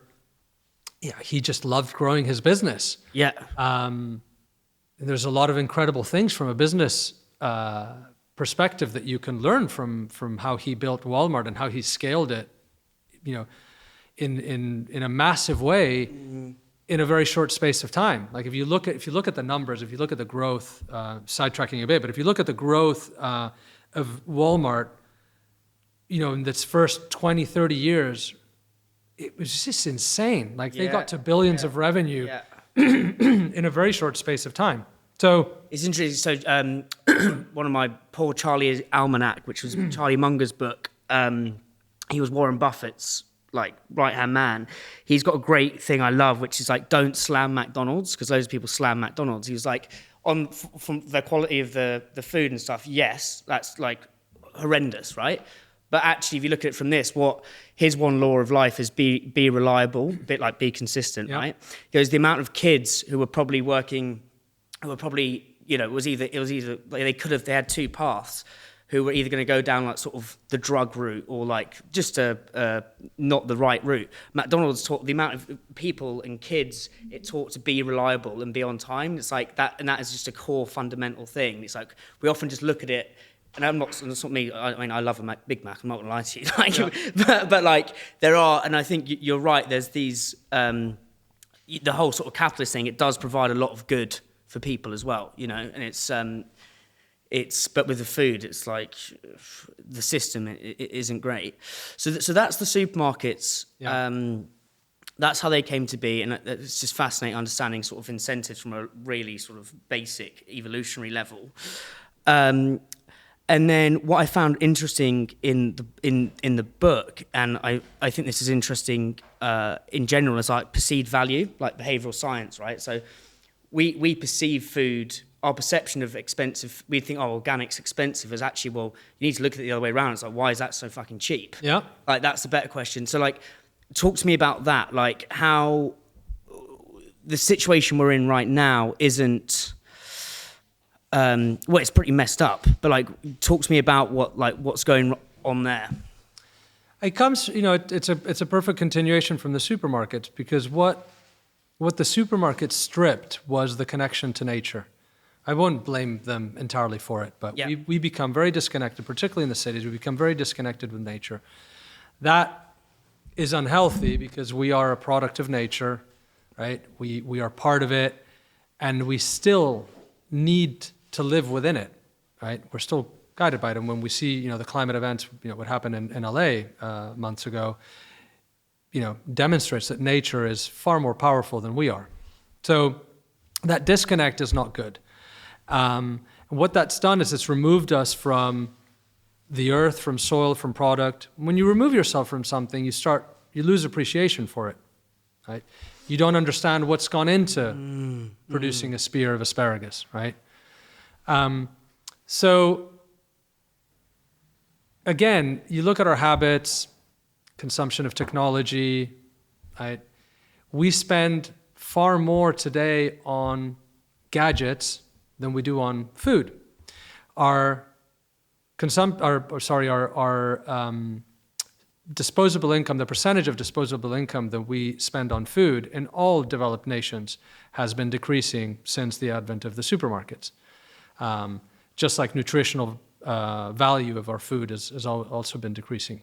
So the reason why we choose to allocate less of our disposable income to food, you might not, you might, like me, probably maybe spend more than average on food, but that's because we're in that population where we're kind of much more in the food industry and we care about it, and we get a lot of joy out of it. Whether we're traveling or whether we're eating at home, you will go and spend good money on a bottle of olive oil. But if you don't see enough value in that bottle of olive oil, you're just not going to go and spend the money on it. So we fundamentally need people to revalue food. And you were touching before we started about kind of some of the farmer stories, right, and the artistry and poetry around it. The reason why that's there, one is because I feel it, but sharing the love of food and getting people to almost have reverence for a beautiful orange or a beautiful peach is to me a way to say, hey, like, you need to rethink this, right? This is a work of art. This is this beautiful product of the interplay between an incredible farmer and nature, right? They're both working together. It's the farmer coaxing nature to work its magic and produce this like beautiful food. You need to revere that. You need to value it. And I think if you've got the flavor component, but also that renewed appreciation for it, you will want to spend more on it, right? It's not purely about a financial thing, but it's you will want to have that in your life, have it be more present, and that will mean that you're going to spend more on it. Yeah. No, I mean, I think for me, that's why I love like restaurants. I think it's the greatest art form imaginable when it's done perfectly, because it's like it's the link between the artistry with the soil and the seed and the vegetables, and then it passes on and you get the chef's creativity, and then they essentially get this selection and they create a piece of art, and then it makes someone else happy. Like that is just, to me, like utopia. Like that's why I love restaurants. The other side of this, and I think you touched on it on like the flavour note, is like, let's just say there's a single, and I asked this to Henry Dimbleby as well, like say there's a single mother who is literally just trying to put food on the table. And I think what Henry does really well in Ravenous is he says it's like half the issue is not that like mums don't want to, or dads, cook delicious food for their kids. It's like, so sometimes they won't eat it. Like the kids have become another part of the incentives. Like, unfortunately, chicken nuggets do taste better than broccoli. Like it's just, and that's another issue with this, right? It's probably blasphemous to you, Franco, yeah. but I'm just saying in general. But what's the how do we begin to solve that problem? Because this is so multifaceted. And I think I get it from like we need to get this reverence back for the ingredients, but then it's like I just need to feed my kids. What's your take on that? It's kind of the question in the food system, right? Is the whole Sure. affordability. It's how do we get the people who don't have the luxury of saying I can spend whatever I want to get the best food. I think again what Henry's doing with Chefs in Schools, which is a program that we support. We work closely with Chefs in Schools and supply a lot of the schools. I think that to me is a critical piece, is what happens in school at an early age. Yeah. Because going back to this broccoli and chicken nugget example, you need to break it, right? If you're going to say, listen, the only way that you're going to get a human being to appreciate good food, and by good I mean healthy food, right? Yeah. Is you need to start enjoying the broccoli. You need to start enjoying a spring onion, right? Your palate has to be able to appreciate that. So for that, you need to be introduced at an early age. It's not the only way to do it, right? You can be introduced at a later age, but it becomes harder and harder. If we can tackle it at an early age, kids will choose, not always. Like my kids, I always say it, my kids, they're very privileged in kind of living, with Daisy and I because of what I do for work from a food perspective, but they like chicken nuggets and they like Doritos as much as any other kid, right? They like junk food and they're not denied it. But I say this in the book, they will get tired of it. My daughter Clem came back from a school trip, and I was like, I wasn't on that. She's like, yeah, but I was fed up of eating chicken nuggets. And it was chicken nuggets. She's like, I was fed up of eating chicken nuggets all the time. So she'll enjoy them. But because she's growing up eating healthy, good, home-cooked food, her body can only take so much junk. So I think really the only way that we're going to solve it is by reintroducing healthy food at an early age. And imagine the transformation that you would have if kids would grow up getting healthy food, at least at school. And that's how also you can tackle it if mothers don't have time at home, they don't have the resources, is you can do it at meal times at school, which is the whole point of Chefs in School. Yeah, it's a constant tension between bottom up and top down, isn't it? But I think I think as well, it's like kids, if you introduce it at the right age, it's like kids will go out and do sport, like play football, if they're introduced at the right age. Yeah. It's like if you make it fun and if you make it fun and desirable, they'll do it. And I think Joe Wicks, do you know Joe Wicks he's like a PT over here. He's done a great thing. His whole thing is getting exercise into school. But it's like start the kids when they're like 4 or 5 and make it fun. And they will pick up that habit back to habits. Yeah. And I think if you can make cooking like going into schools and getting the kids to have that reverence for fruit and vegetables is great. But if you can then get, I don't know, who do kids like a some sort of celebrity to make it aspirational. I think a lot of these things are aspirational. That's 100% away. And then in terms of the affordability piece, are you basically saying that if the parents can't afford it, then it should be a government-funded, or how do we... Well, I think there's an element where food... So there's a couple of things. I always say one thing, right? That at least in terms of fixing the food system, you have these two extremes, right? You have super wealthy people and you have people that are very unfortunate and, poor. But obviously, if we talk about the extremes, it doesn't really address what we can do en masse. And there are a lot of people in the Western world that sit in the middle, and I'm super generalizing here, right? Sure. But there are a lot of people that sit in the middle that go on holiday to expensive locations, that have 3 flat screen TVs in their house, and actually choose to spend their money on things other than high quality food. Right? So we don't, the affordability issue doesn't necessarily need to be addressed across all demographics, of course, but there's a lot of change that can happen right in the middle, right? With this readjustment of what we choose to spend our money on. Then when you get to the real affordability question of how do you deal with people that don't have the luxury of choosing, that actually go into a supermarket and need to buy, the cheapest bread that they can find and so forth, I think the way to do that is by starting with the people that can, and that big chunk of people in the middle. Yeah. We can start producing food in a healthier way that also becomes more affordable. So that's where scale comes in, which maybe we are kind of scale is an obsession we have, which answers that kind of question on supermarkets and why they got so big, is that if we can start farming at scale, but in a better way, right, in a way that's respectable, responsible, and respects the soil and respects the ecosystem, and that's producing flavor and nutrition rather than just yield and price, then we can make really good quality produce also more affordable, because at the moment, the really good quality product is out of reach for a lot of consumers. So I think scale will play a role in making produce more affordable for kids. The thing is that back to the broccoli, if the kids won't eat the broccoli because they prefer the chicken nugget, and the chicken nugget is just as affordable as the broccoli, then you've got to want, that's where my demand thing comes in. You've got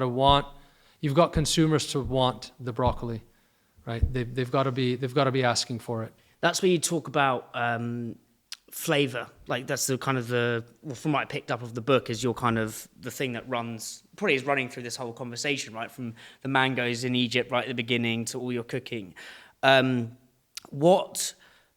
How far off is what we're getting in the supermarkets flavor-wise from what it could be? Like I think that gap, because as you say, and I encourage listeners to read the way you talk about this peach. It's kind of, it's mind-bendingly kind of like just wonderful the way you write about a peach. But yeah, how far off are we realistically?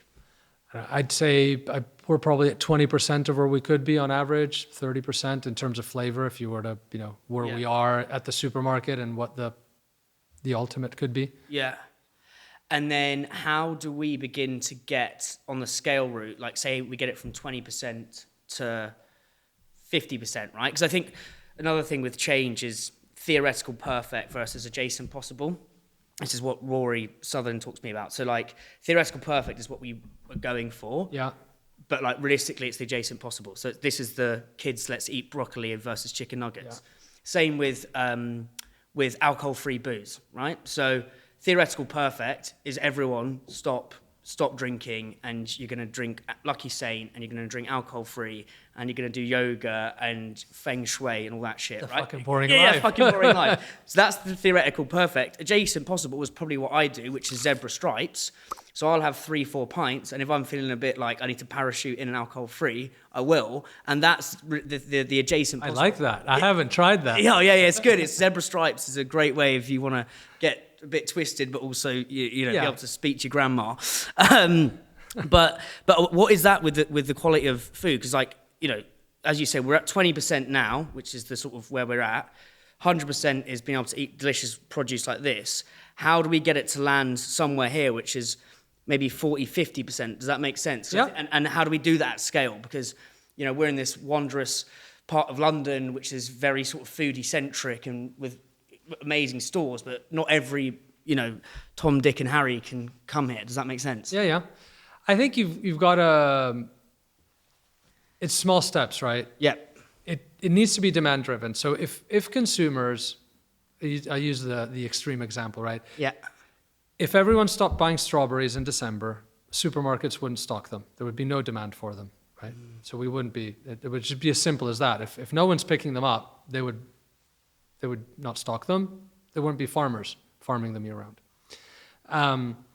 So if we can stimulate, or if we can stimulate demand, if we can start demanding better, the supermarkets will start sourcing better, right? So that 20 will get to 22, 25, 30, 40, right? You start inching up. So let's say that, again, to use a percentage, let's say that the range of produce that you find at a Waitrose, I don't know, is 20% really exciting and 80% not as exciting, right? If within that shelf, all of a sudden, 30% of the products are actually from the right farms, with nutrition, with flavor at its core, that will be moved. And the way to do that is demanding, right? If the supermarkets recognize, and they are recognized, right? We work really well with Waitrose, and we're doing more and more with them. Like, if the consumers are there and picking up those products, the supermarkets are going to react and buy them, right? So that's how we kind of inch 1% at a time more in the direction that we need to go. Part of that is consumers wanting to spend a little bit more, right? So it's the job of Natoora and other companies to figure out ways that we can be affordable. And again, in those gradients, right, you could say, well, there's the ultimate peach, right? But between the supermarket peach that we all know and the ultimate peach, there are also some really good peaches in there that are more affordable, are farmed better, more nutrition, but don't cost as much. And that's, I think, that's what we can do as Natoora as a way to bridge the gap a little bit. So you want consumers demanding better, you want consumers valuing good product, valuing nutrition and flavor, and saying, I'm going to spend a little bit more to get a better peach, and then figuring out on the sourcing side, how can we get product that is much better than what is there today, but it's not necessarily what's going into the River Cafe or the Ledbury, right? So that we can start bridging the gap between price, quality, what the consumer wants, and we can start getting a little bit more in the middle. Yeah. And then those of us that can, that's where that middle comes in, start shopping more. So what you'll find is that the supermarket will start getting from that 20% more to the 40, 50. And if we can get more people access to that, I think we'll better quality product can become more the norm of what we consume and what we're putting into the supermarkets. Yeah.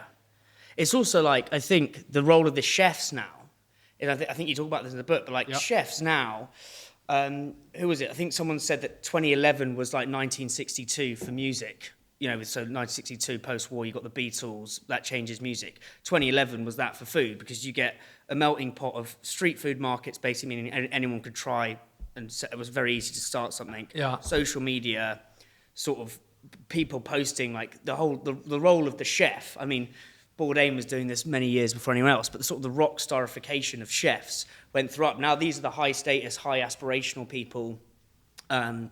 You know, I mean, it's why I started the bloody podcast, right, to interview these chefs, right? But they are having so much more of a say, and there's way more foodies now because of social media.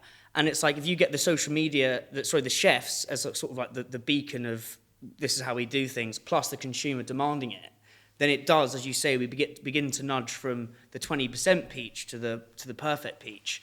And I think also it's like, who was it? Someone said to me, like, you know, bad news travels fast, good news travels slow.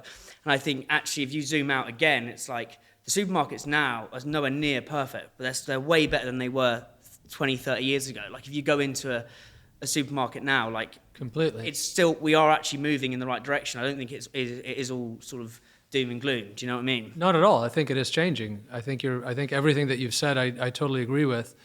And I think that's helped shift, right? Because again, if you get exposed to stuff, right? You go to a restaurant, you try something, and you're like, shit, those beans, like they were fantastic. Yes. Right? It kind of, you know, maybe you would have never picked those up before from the supermarket, but now all of a sudden you're like, oh, you know, I want to try that. I'm going to have that. What are some of your favourite sort of restaurants or chefs in London that really, again, and I think this is what I was talking to Stuart about, is about like a lot of the way you've built the brand is around almost nature as art. That's what I pick up from my perception as a consumer. Like what chefs do that really well, do you think? I mean, I always talk about Braun and Ed Wilson at Braun because of that. I just love the balance between really impeccable sourcing and that style of food of, again, rooted in simplicity. So the River Cafe do it very well as well. River Cafe, as I said, is quite incredible in terms of the quality of ingredients that you get. Really? Yeah. Everything that you get on that plate is going to be of a super high quality. Every single olive oil that they use, even the oil that they use for cooking, is of an incredibly high quality. So I really respect chefs that source as impeccably as possible in terms of that real commitment that they put to sourcing. So their own investment in like finding the best, getting the best, and that's, in vinegars and oil, not just the produce and the meat and the fish, but just making sure that what they're getting in is really incredible. Because when you start, for me, when you build a menu and it's ingredient led, I just think that inspiration, that is how we're meant to cook. We are meant to be inspired by nature first. So you need to be in season. Seasonality teaches you a lot about what things go well together. So I think talk to me about radical seasonality. It's a nice way to bring that in. Yeah. So what is that as a concept first, and then the concept of radical seasonality, I guess in part it's about pushing consumers to think harder about seasonality, and it's about beyond 4 seasons. It's not just about So I mean, I don't know. Tell me about that. I don't actually know. Yeah. Right. So we tend to think of winter, spring, summer, and fall. Right. That when we think about the seasons, those are the seasons that we think about. Having said that, most people don't know what is in season when, except for some iconic ingredients like asparagus and peas. But radical seasonality is about taking a much deeper view on seasonality, taking a finer comb on it, which means to the extreme is what I call seasonality 365, right? It's every day seasonality is progressing every single day. And it doesn't matter what window you take, right? If you take a week, if you take 6 days, 10 days, doesn't matter, whatever you want, right? You take 10 consecutive days within a period, that is a seasonal window that is very important in its own right, particularly if you take forage product, right? So that's what radical seasonality is about. It's about living in the moment. It's about making the most of those ingredients at that time, at that peak, right?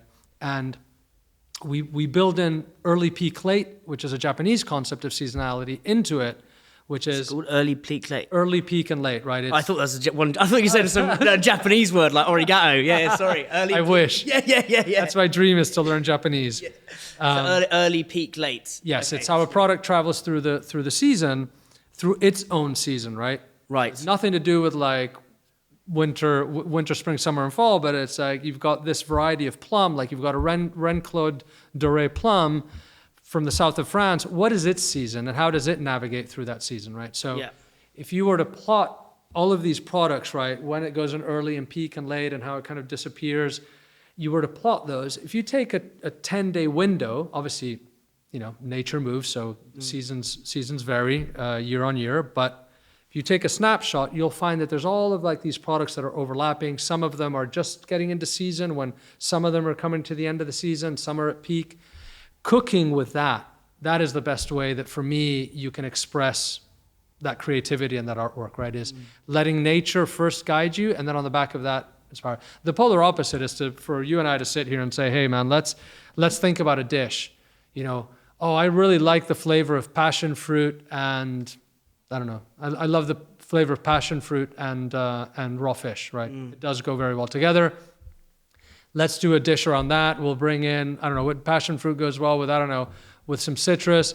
And you're like, yeah, but maybe passion fruit and citrus are not in season at the same time, right? Or the scallop that you want to use is not in season at the time that the passion fruit is in season. So we're seeing less of that in the restaurant world, but we did see a lot of that, where the creativity comes before the ingredients, right? It's what flavor combination do I think is clever and do I think is going to work well together? And then on the back of that, building a dish and bringing components in. Whereas I like to cook, and I believe that the real artistry is from looking at what is available and letting that be the guide and the inspiration that then ends up on the plate. So for me, a place like Braun, anyone that's kind of ingredient led, anyone that's leading, that's for me why the sourcing is really important. But by sourcing, I mean, you take someone like Ed Wilson, he spends a lot of time on sourcing the ingredients that end up on the plate. Yeah. And about on the seasonality piece, like radical seasonality, like what are some of the, like when is stuff good? When is stuff bad? Like what are some of the, so like say, you know, like let's take some kind of fruits and vegetables that are in most people's homes probably right now, like your strawberries or your raspberries or like, I don't know, fucking cucumbers, right? Like what are some of the, like when are those best? When are those worst? And you know, I mean, you know, fruits tend to be a summer product. You have some stuff that is spring, so you've got strawberries that come out in the spring. Things are blurring a little bit because even good quality produce now, seasons are extending. We've done that with asparagus here, which I'm not a big fan of growing asparagus indoors to bring the season in earlier because the quality is not the same. Strawberries, less problematic. It's kind of like tomatoes. There's a lot of tomatoes that are grown indoors. So, you know, a lot of your fruits tend to be in the summer. What are your thoughts on sort of James Dyson's strawberry thing, where you can get strawberries all year round?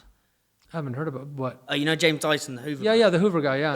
Actually, yeah, Hoover's a brand. Actually, it's a vacuum cleaner. Yeah. Yes. They call him the Hoover bloke, mate. He does strawberries now. Like he does these strawberry farms. He's doing the. I think they go into Waitrose, but they're grown almost vertically. Yeah, I don't believe in that. Really interesting because because vertical farming is the other. It's super energy intensive, Yeah. and the flavor and nutrition is not there. So they're just sort of they're basically biscuits of strawberries, really. Yeah, a good biscuit. Yeah, they're a good biscuit. Yeah. Good biscuit. That's the best way of selling it. Yeah. They're not that bad. Yeah. Good biscuit. It's not that bad, but they're terribly energy intensive. Right. I don't think we need them. Yeah. I think that we can grow, you know, and also we shouldn't be growing strawberries year round. I just don't see the point. Yeah. You know, we should be eating strawberries at, you know, spring and summer, early summer. And we should be eating other things at other times. And that also brings a lot of joy and variety. And, you know, when you have stuff all the time, you lose a lot of the appreciation, right? Yeah. I need to quickly run to the toilet because I'm absolutely dying. But the perfume, the colour, the eyesight. Yeah. Right to Yeah. rock and roll with one of these. Yeah. So where are these from? These are from south of France. They're Garriguettes. Oh my days. Yeah. But those aren't biscuit strawberries. no. One of the nice things with seasonality is, I touch on this in the book, is at the extremities. So for here in the UK, we take asparagus, right? Asparagus, classical spring product. What I find really interesting to get into seasonality a bit more is to look at those extremities. When you say the extremities, as in what would be the two extremes? Winter to spring, right? Right. So where the concept of radical seasonality is most evident is where you get that big contrast. So, for example, citrus, super classical winter product, right? Really? Yeah. What, so citrus as in like limes and stuff? I mean, lemons, the lemon tree and lime, they flower 3 times a year, most of them. Right. So you get production year round. Okay, what citrus would be So in? oranges, right? Really? Oranges, pomelos, grapefruits, all that kind of stuff, right? Their season is the winter time. That's mental. That's for a whole other podcast in terms of why certain fruits Sure. are in season at certain times of year. It's really fascinating to think through that. But so citrus, winter product, asparagus, English peas, broad beans. Those are very spring product. I mean, here in the UK, English peas and broad beans are a little bit kind of touching almost on summer. But you have these kind of very iconic products in each one of those seasons. Interestingly, because they do overlap, right? There's a time when, like now, where you've got the late citrus that's still around, and you've got, you know, peas and broad beans that have started. They actually work incredibly well together, peas and broad beans. and citrus, right?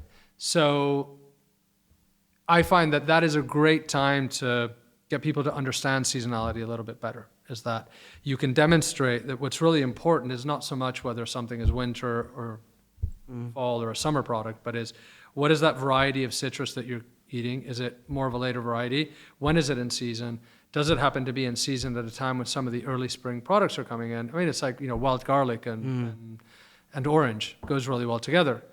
So, and again, that's because within that snapshot, they're both growing at the same time. So nature is like doing the hard work for us in terms of flavor combination. It doesn't mean that you can't use your own creativity, Yes. but that allows us, and if you let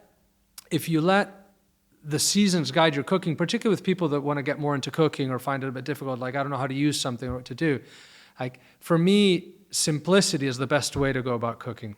It also makes it easier for you to cook at home if rather than needing to look up a recipe or trying to go and source 10 ingredients, 15 ingredients, aside from the fact that a lot of the recipes that are in cookbooks, particularly over like from 2010 backwards, even nowadays, most of them are not seasonal.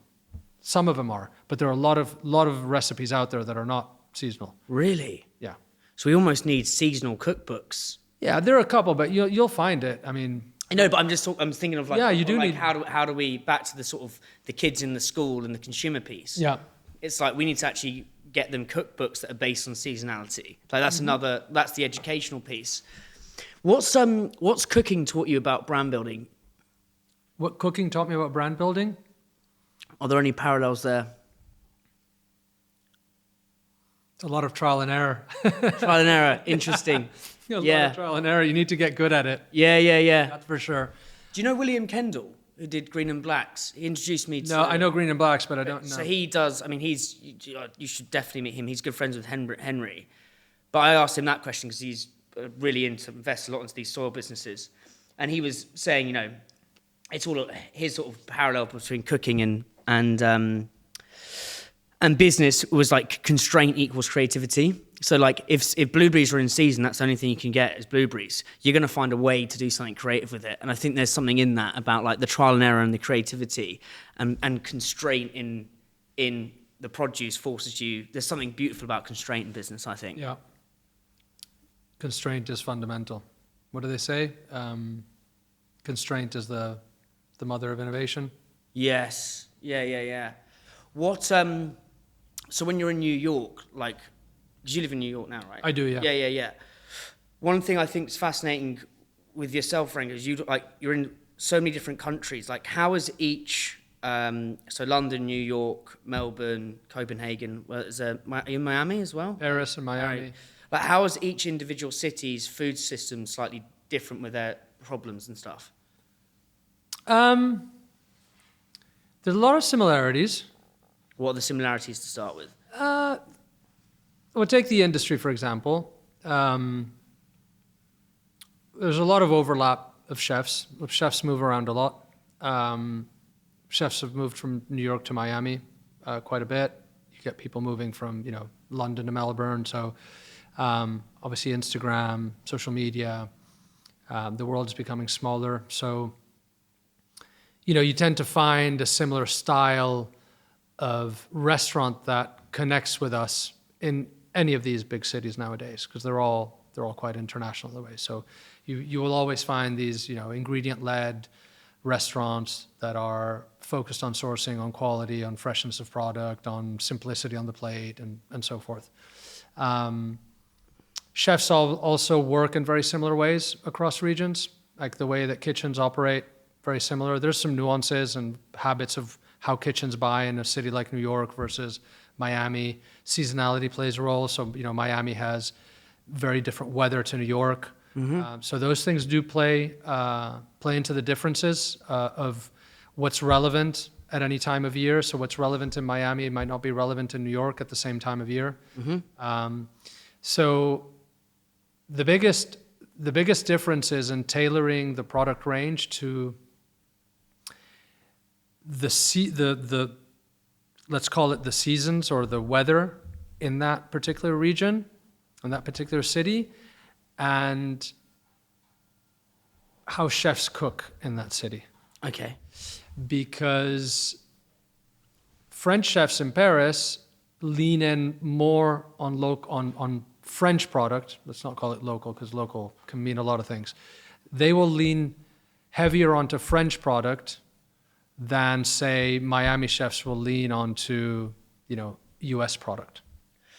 Right? Yeah. So whilst I believe that you can find as good or better green asparagus in the UK, it's very hard that we will sell green asparagus. We don't sell green asparagus, English green asparagus, to our Parisian customers, but we will sell them Yorkshire Forest rhubarb. Okay. And that's from sort of from the restaurant chef angle. In terms of like more back to kind of the supermarket or the bigger sort of system, food systems in these countries, like how are they different? So like, for example, guy I interviewed last week so in Australia you've got Coles and Woolies, the two big markets, and he was like saying that their produce is just nothing's in plastic wrappers. And then you've probably got, I think what's interesting about the UK is our supermarket system represents our class system, which is very much a British thing. It's like you have your Marks Spencer's Waitrose, and then you kind of have your Iceland at the bottom. It's a very uniquely British thing. And then in the States, I don't know the States that well, but it's like cowboys and Indians, because each fucking state is a country in of itself. But like, what would you say are like, and I don't really know the French market. Apparently the French have got like a really good an M&S frozen equivalent. Yeah, like, Picard. Picard, that's it, yeah.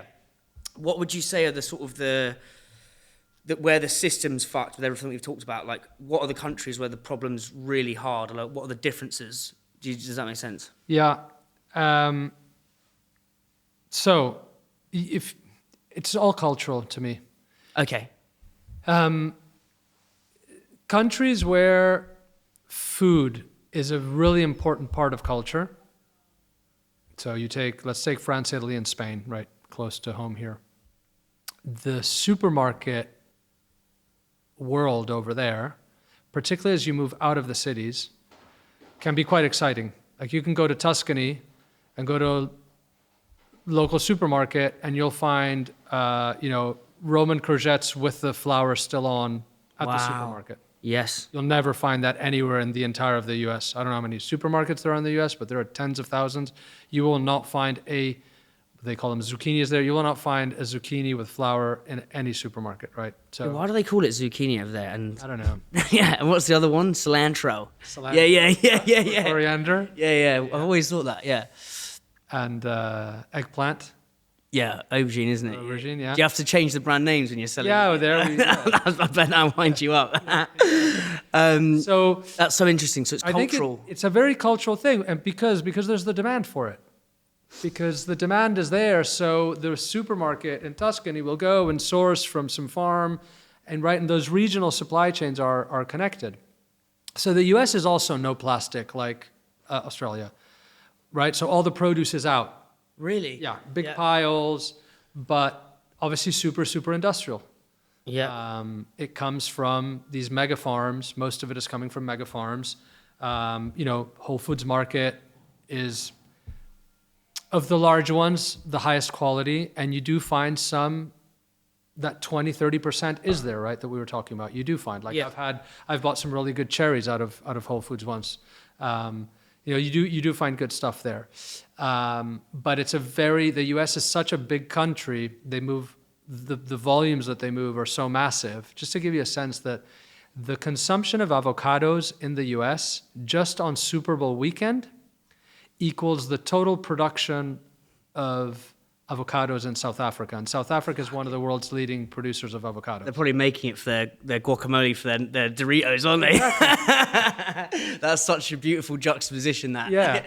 So those are the kind of differences. It's, I'd say that the bigger the country, it's a problem, and also the more removed they are from food being a really central part of the culture. You get it in Japan. I was there a couple of weeks ago. Like, you can see that it's closer. It's still a supermarket. You can still get better produce if you find a market or a farmer's market and so forth. But a supermarket in Japan, a supermarket in Italy will be maybe 40, 50, 60%, right? Versus UK, US, you're looking more like the 20, and I'd say Australia is probably in the middle of that. Like Yeah. produce that you find in Coles and Woolies. What country has the biggest problems to overcome? US. Really, and that's because the consumer piece. Yes. Interesting. Yes. 100%. And then somewhere like the Japan, where the reverence for food and like the artistry of what they do, it's almost like, because I'm trying to get a holistic view, because that's where I see whether it's making more sense, if that makes sense in my head. Yeah. That's probably got less issues, or what would you say the issues are in Japan? Because I went to Japan 5 years ago for the World Cup, and I was like, this is like mental. Like, it's such a wild, like a kind of just insane country. Like, what would you say their issues are? Because it seems like food's high on the agenda. I mean, I have less visibility on what goes on there. I think what I would say is that the problem, it's a similar problem that you have in a place like Italy or Spain, which is that I would expect that people are cooking less. I know that is happening in continental Europe. And I think with cooking less and more convenience, things are being lost. So I think the risk there is losing too much of it, right? Moving too much into the kind of UK-US model where you really lean in convenience. I mean, in the US, in a city like New York, like a lot of people don't even cook at home, ever. Yeah. Not even once a week. Yeah. So I think that's the risk over there, is with globalization, with industrialization, with convenience, with kids, our lives have changed, right? Kids are not learning to cook from their parents in the same way. Kids don't necessarily want to cook. Kids want to go out and eat at restaurants, right? So, well, if you've got Call of Duty or a Spag Bowl, like as a 5-year-old or 6-year-old, maybe it's a the opportunity costs at the minute, and that's why we need to get these kids cooking, or like the reverence for food, and make it aspirational and high status. Yeah. I read this thing the other day, which is like history and travel overlap. Like, they give you a more developed perspective, but like the link of history and travel. So if you read about history, like again with the with all the stuff we're talking about sort of like evolution and why we've got to this state where we're at, I think linking that with travel, like you've seen a whole, that's what Bourdain did a brilliant job of. Like you go around the globe the whole time, you see all these things. Like, what are the things you've learned with this problem about sort of human beings? You see so many different cultures. It must be so fascinating. I guess I've learned to recognize that the cultural pieces, when we try and analyze the food system, you really have to look at culture, right? Yes. If you want to try to understand what's happening within a society, what's happening in a country, why a supply chain is geared a certain way, like the answer to that comes from culture, right? And then you can start answering further questions. But when you go all the way back, it starts there, right?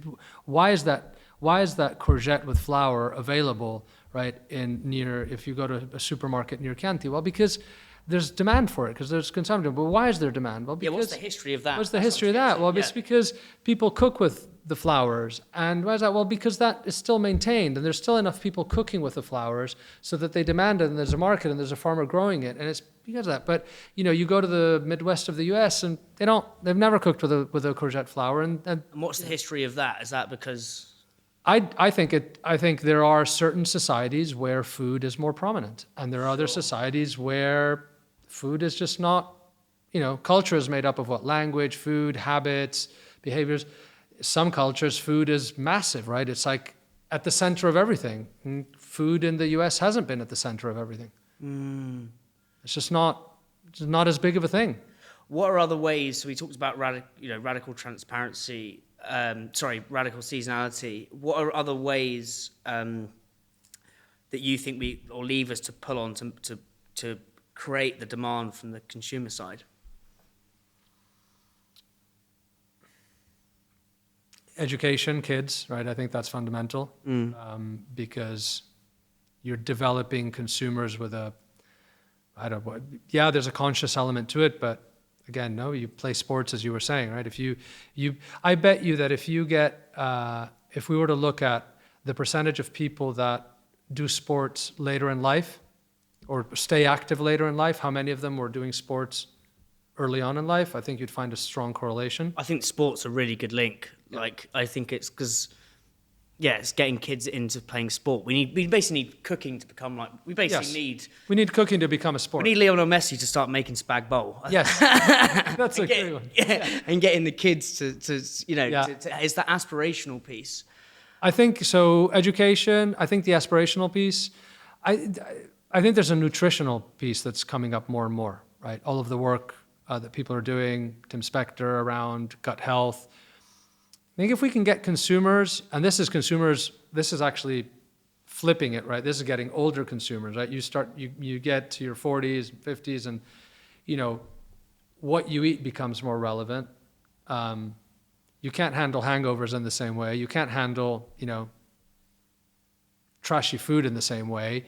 You've got to be more careful. You start worrying about your health a lot more than when you're in your 20s, where it doesn't even cross your mind. So that connection between flavor and nutrition is a hook later on in life, right? Because the amount of people you joke about kind of the yoga and well, people start getting into yoga later on in life. Namaste, bro. Yeah. Right? And wanting to go on holidays that are a little bit more eco-conscious and healthy and stuff. So, if we can connect food and say, hey man, like that's part of the argument that I make in the book is flavor is nutrition. So if you want a good bang for your buck, then make sure that you're spending money on stuff that's actually good for you. And this becomes really important when you get past your 40s, when people start seriously thinking about nutrition. They start having kids, so they think about nutrition for their kids and what they're feeding them. So I think bringing that narrative in and making the connection that I make, and I'm not the only one that makes it between flavor and nutrition, but making that connection and starting to communicate that, right? Back to Seth Godin's comments as to, what am I communicating with the things that I wear and I eat? What am I communicating with the things that I eat? Yes. If I can start building a connection between nutrition and quality food, if I care about my health and I'm like, shit, I want to make sure that I'm putting good food into my body, that will become a way to get consumption stimulated or demand stimulated. And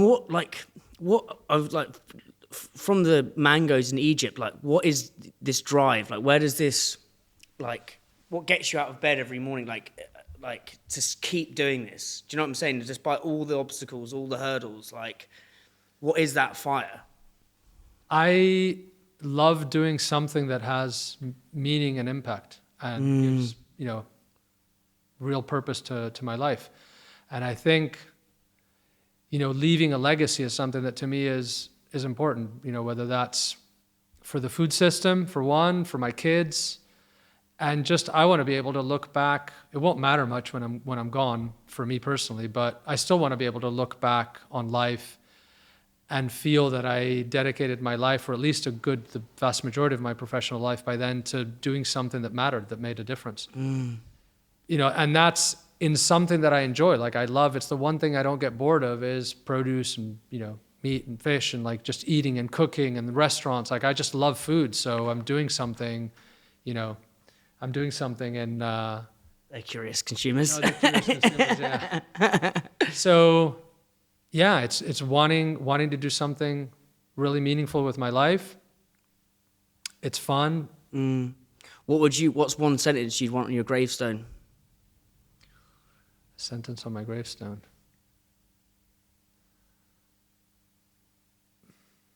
Wow.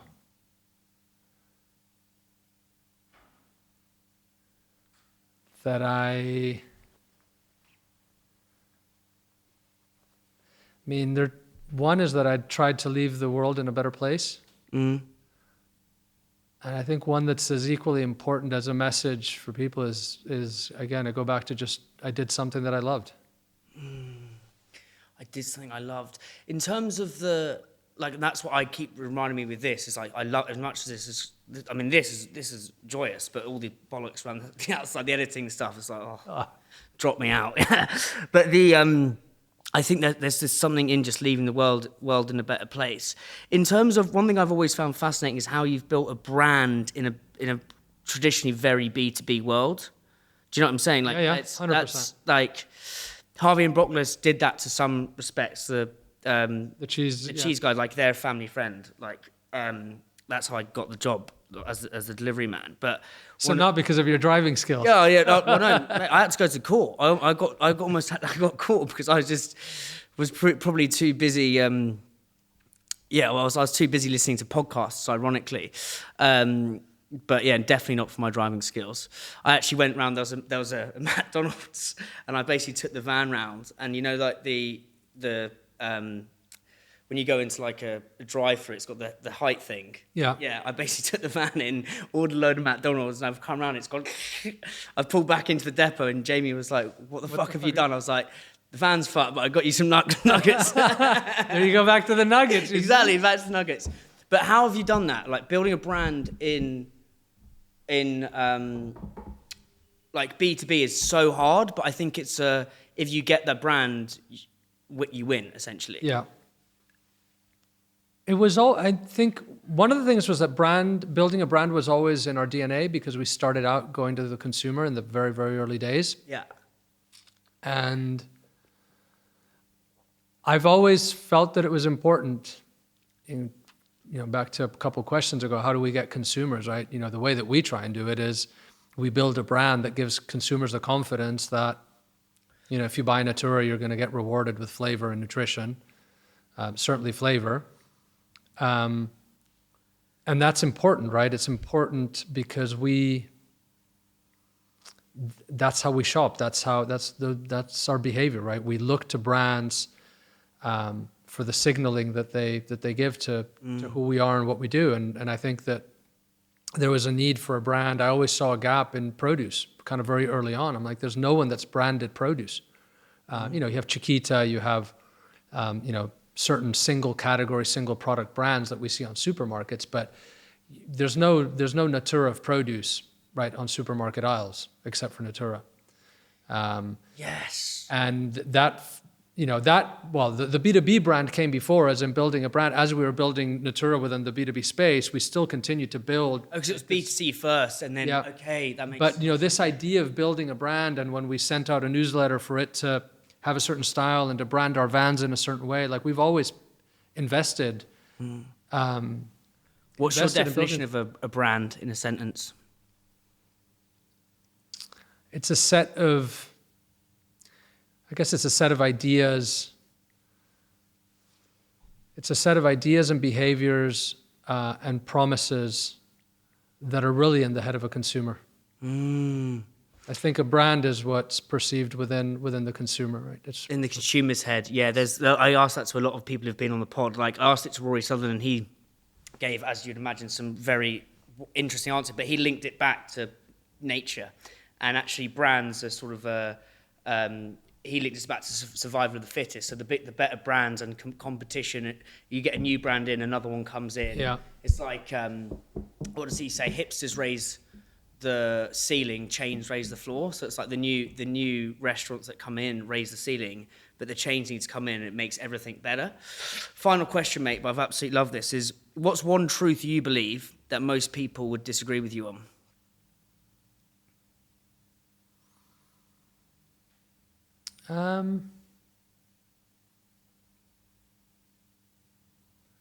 That shipping produce around the world is a bad thing.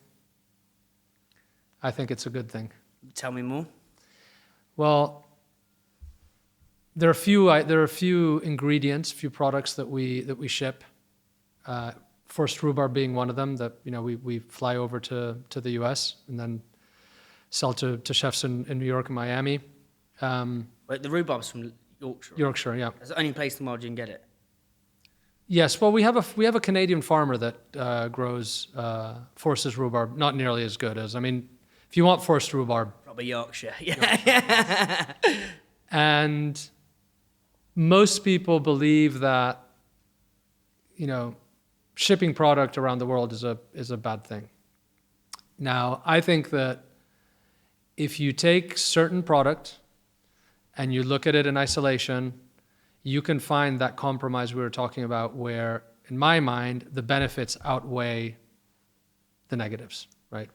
what about like, I know you talked, but surely that's really like energy consuming, like how do I rationalize it? Yeah, because that's one of the things, yeah, how do you rationalize that? And that kind of goes back a few steps earlier with like theoretical perfect adjacent possible, like. I think, yes, I think with food, when you touch on food choices, there's no perfect, right? Yes, carrot straight out of the ground, grown organically with nothing on it, perfect. That's a perfect choice. But food choices, unfortunately, are not that easy. You go walk into a supermarket, you're deciding whether, do I buy something that's local, less local, processed, less processed, right? You kind of have these levers that you need to toggle in your head to decide what do you care most about, right?